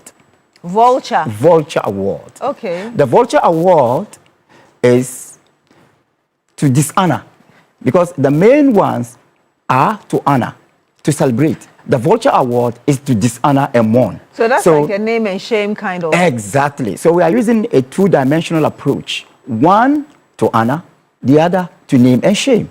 And then the Vulture Award, because if you demonstrate a high degree of commitment to ethical leadership, ethical followership, ethical lifestyle, you are more likely to be an awardee of the 9 categories. And if you demonstrate the otherwise, if you demonstrate lack of commitment to integrity, then you will also be qualified for the Vulture Award. So let me start with the 9 categories. How are you going to select them? Is it through investigation from their works, actions and inactions, or through media reports? How exactly are you going to select that Beatrice Edu or TV3 or any other institution deserves this kind of award? Your question calls for the time that we are going to launch the award. Okay, you're going to reveal that when you launch it? We will unveil your question when we launch the award on Monday, July 27, 2026. On that day, we will unveil the objectives, the operational framework, the nomination criteria, and these are handled by a special committee known as the Guidelines and Criteria Committee. They will tell us what to do and what not to do. They will tell us how you can participate in the award scheme, and it will also be an event to maximize public interest in and stimulate national discourse on the integrity and how integrity can serve as a core value central to our development. And earlier you were going to talk to us about the composition of the committee, which will be looking for into the awards and everything that has to do with it. If you can. Oh yes, well, mainly it is made up of representatives from the private sector and the private sector and public sector. Okay. Yeah, mainly. So, and then there is the need for us to also understand who is invited to the launch. Okay. Yes, the launch is designed to attract about 200 dignitaries and attendees. Among them from Ghana or beyond Ghana? You know, from Ghana. Okay. Maybe beyond Ghana, because members of the diplomatic community are also expected to be in attendance. Okay. But we have the President himself, the Speaker of Parliament, the Chief Justice, members of Council of State, members of Parliament, ministers of state, members of the academic community, members of the diplomatic community, traditional and religious leaders, and of course, noble souls like you in the media. Sure. You are also invited. Yes, thank you very much. I asked a question earlier about the categories, the 9 categories. Yes, yes. And you said it will be reviewed at the launch. Yes. Does it apply also to the vulture category? Yes. every aspect of the criteria, And every aspect of the guidelines, everything about the scheme will be unveiled on the day of the launch. And the launch will take place at Parliament, that Justice DFNI Auditorium, Parliament House, on Monday. I know both of us talked about the challenge of corruption among others in the society or in Ghana right now. But to what extent do you believe this award scheme, NIAS, would help deal with this problem, whether it's even a perception or it's a reality? Well, for now, we do not have any scientific data, but we believe very well that any novelty is expected to be impactful. The kind of novelty we have outlined will surely stimulate public discourse on.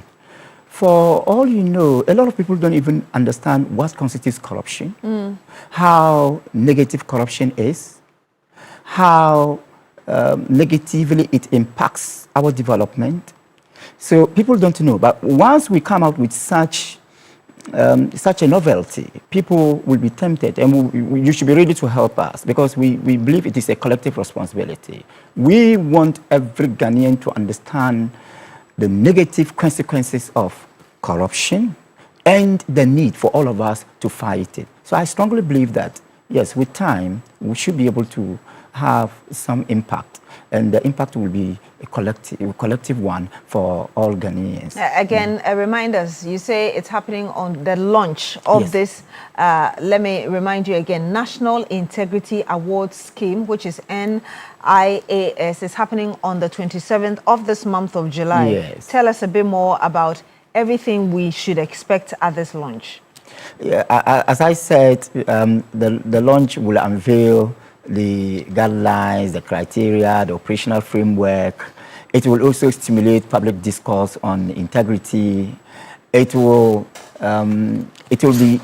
also be meant for people to understand it, generate public support from government, from civil society institutions, from people like you in the media, from private sector, and it is meant to collectively demonstrate Ghana's current stand against corruption and related ills.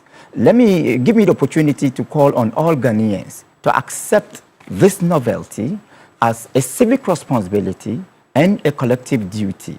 And we are all expected to play our roles as individuals. And I want to believe that when we all play our roles as individuals effectively, in the end, we will not remember the discomfort of our individual struggle, but the comfort of our collective success. With this statement, do I take it that anybody can come? It's not restricted by invitation only? It is restricted by invitation. But when I talk about the support, I mean not just the attendance of the event, but of course, any kind of assistance that will make the whole scheme successful. So in this case, we are talking of assistance in kind, assistance in cash. And if anybody wants to give that assistance, either in kind or cash, are there contacts? Yes, on that they will unveil everything. Okay, but if somebody wants to do that now before the launch, how does the person contact you to give that kind of support even ahead of the launch? Is there a possibility of that? Yes, there's a possibility. I think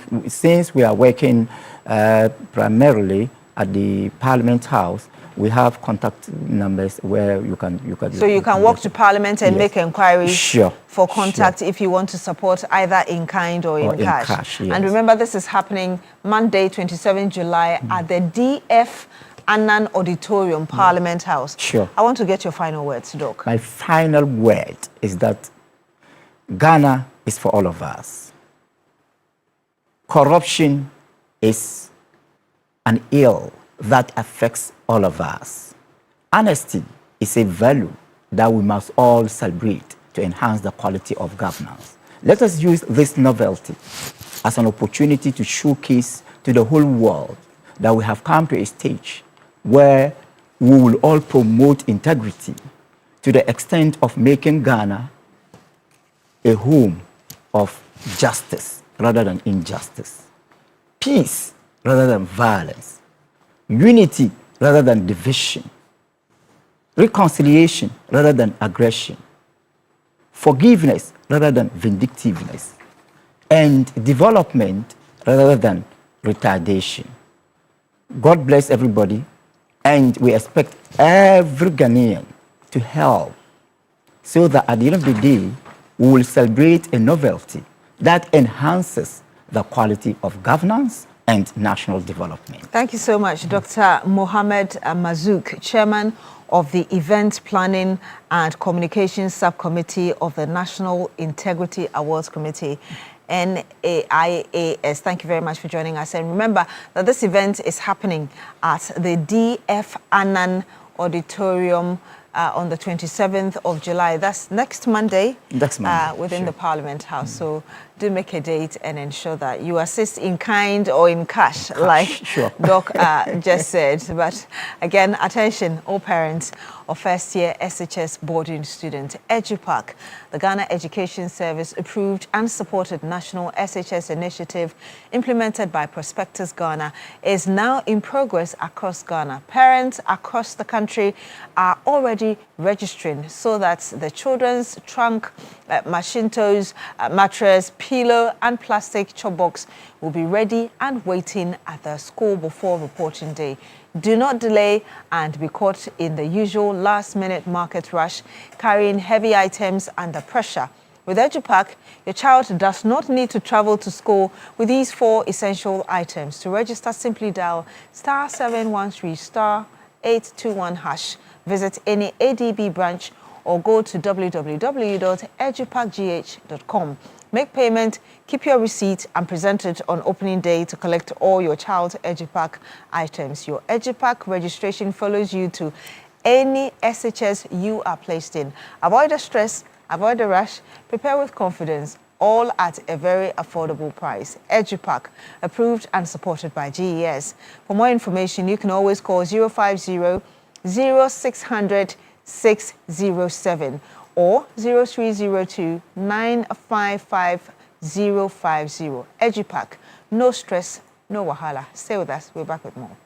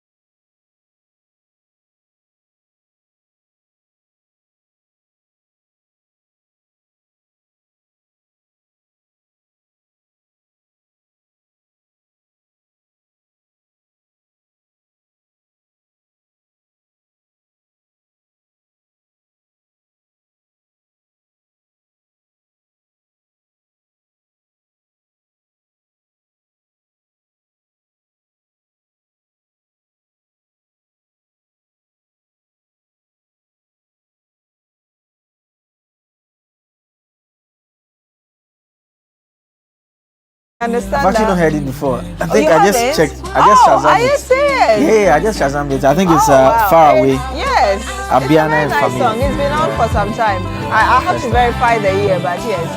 I liked it from the first day I heard it, yeah. But we need to celebrate you, like we always do here. We celebrate you big on your birthday. So let's get to find out which of you is celebrating your birthday today. We want to wish you well. Yes, Joe, Justice, Oh, Nash, Gogo, Nash, happy birthday to you. Yes, happy birthday to you.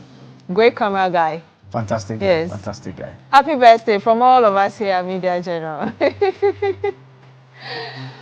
Okay, how do you pronounce this one? Oniferous Nanatha. I hope I got your name correctly. From your parents and siblings. God bless your new age.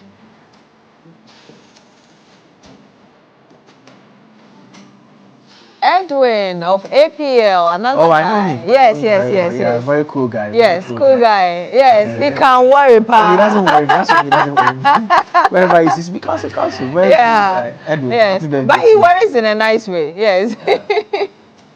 Okay. Yes, Chatty. Keep shining and never stop being the amazing woman you are. The world is blessed to have you. From Ivy Hesse. Happy birthday to you, Chatty. Nana Adasi Patrick from Your Love. Abina Moa. Okay. Joyce Mau Godo, God richly bless you. Okay. God richly bless you. Millicent Sosu, God bless you. From Chief. I like the black and white. Millicent, nice. Apeku of Tor and General Secretary hopeful for. Oh, General Secretary hopeful for Ashaiman. Have a wonderful celebration. I like the picture.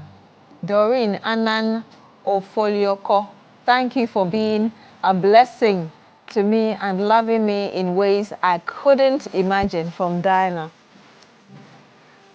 Jessica Nata of Accra, God bless you. From Money, Ye Money.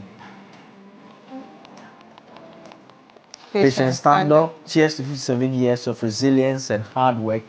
31 of those years, I get to call you Ma. You have been my lightning rod, and I will make you proud. Happy birthday, Abna Yeboah. That's nice. Ariel Kekeli Mensa, God bless your new age. Cheers. God bless you, young lady. She's got lots of hair. Abena Nyano, God bless your kind heart. From Prophet Chu. 60th birthday to Mrs. Lydia Akoko Aye. May the good Lord grant you longevity. From your son-in-law, Kofi Ataka Krakusi, Deputy Director, Corporate Affairs, Ghana Tourism Authority. Happy birthday to you, ma'am. 60th birthday. Happy birthday. Apostle Alex Boateng of, I think it's quite the, what? TAC General Secretary. I wish you peace and grace. From Elder Ashiboy. Millicent Lamisi, may you prosper on every side. From well-watered ladies, happy birthday to you. Fathia Yaya, may you continue to grow in grace that's coming from your family. Nkrumah's wife. When I saw the Fathia. Mama Jane, God bless your new age. Cheers to greatness from the siblings and children. Abigail Samba, God bless your new age. From Epaphras. Oh, Epa is here. Okay. Happy birthday. Yes. Nyamiye Ekia Kofi. More blessings as you grow from your dad. Kojo Mensa Abrampa. Happy birthday to you, young lady. Special birthday to you, my wife. May God bless your new age. From your husband, Kojo Mensa Abrampa. Oh, wow. So the child and then the wife. That's lovely.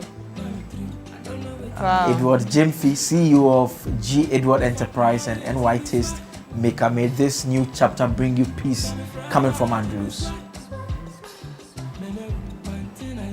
Joseph Ahinsan Wobel of Food and Drugs Authority. From your wife and the staff. Happy birthday to you, sir. Mrs. Valentino Wuswajiman at Accra Regional Police Headquarters. Be blessed. The family loves you. Mawuli Ananga, may this new year of your life be filled with God's abundant blessings. From AJ Tricks.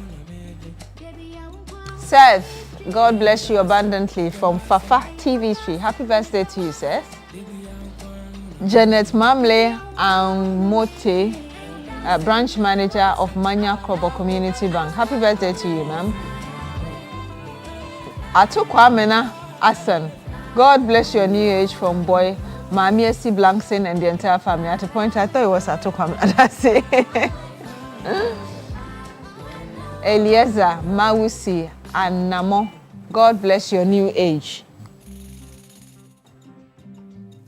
Bami, you are loved, cherished, and celebrated always from your family. Okay, that's actually the last one. All of you, happy birthday. Did Yes, you hear the man from Parliament talking about the Vulture Awards? No. It's to shame those who have been very bad citizens. Interesting. Interesting. I think that's it. That's it for the week. It's been an interesting week. Yes. It's been an interesting show, and thank you so much for staying with us from the start of the show. Sometimes the time seems like, Charlie, but you see, then yeah. Yes. It's gone, and we happens. merged. We normally do two topics on big issue. We just did one big topic. Oh on the yes, budget, and of course. I mean, budgets. There was. And they still wanted to talk more, and I still had questions, and I just couldn't do anything about it. But you've been with us all throughout. It's been a good thank you so much for staying with us through the entire week. Yes, have an amazing weekend. Yes. And be safe, and we are back on Monday. Yes. But Sports Daily is up next as well. I am Joseph Akable. My name is Beatrice.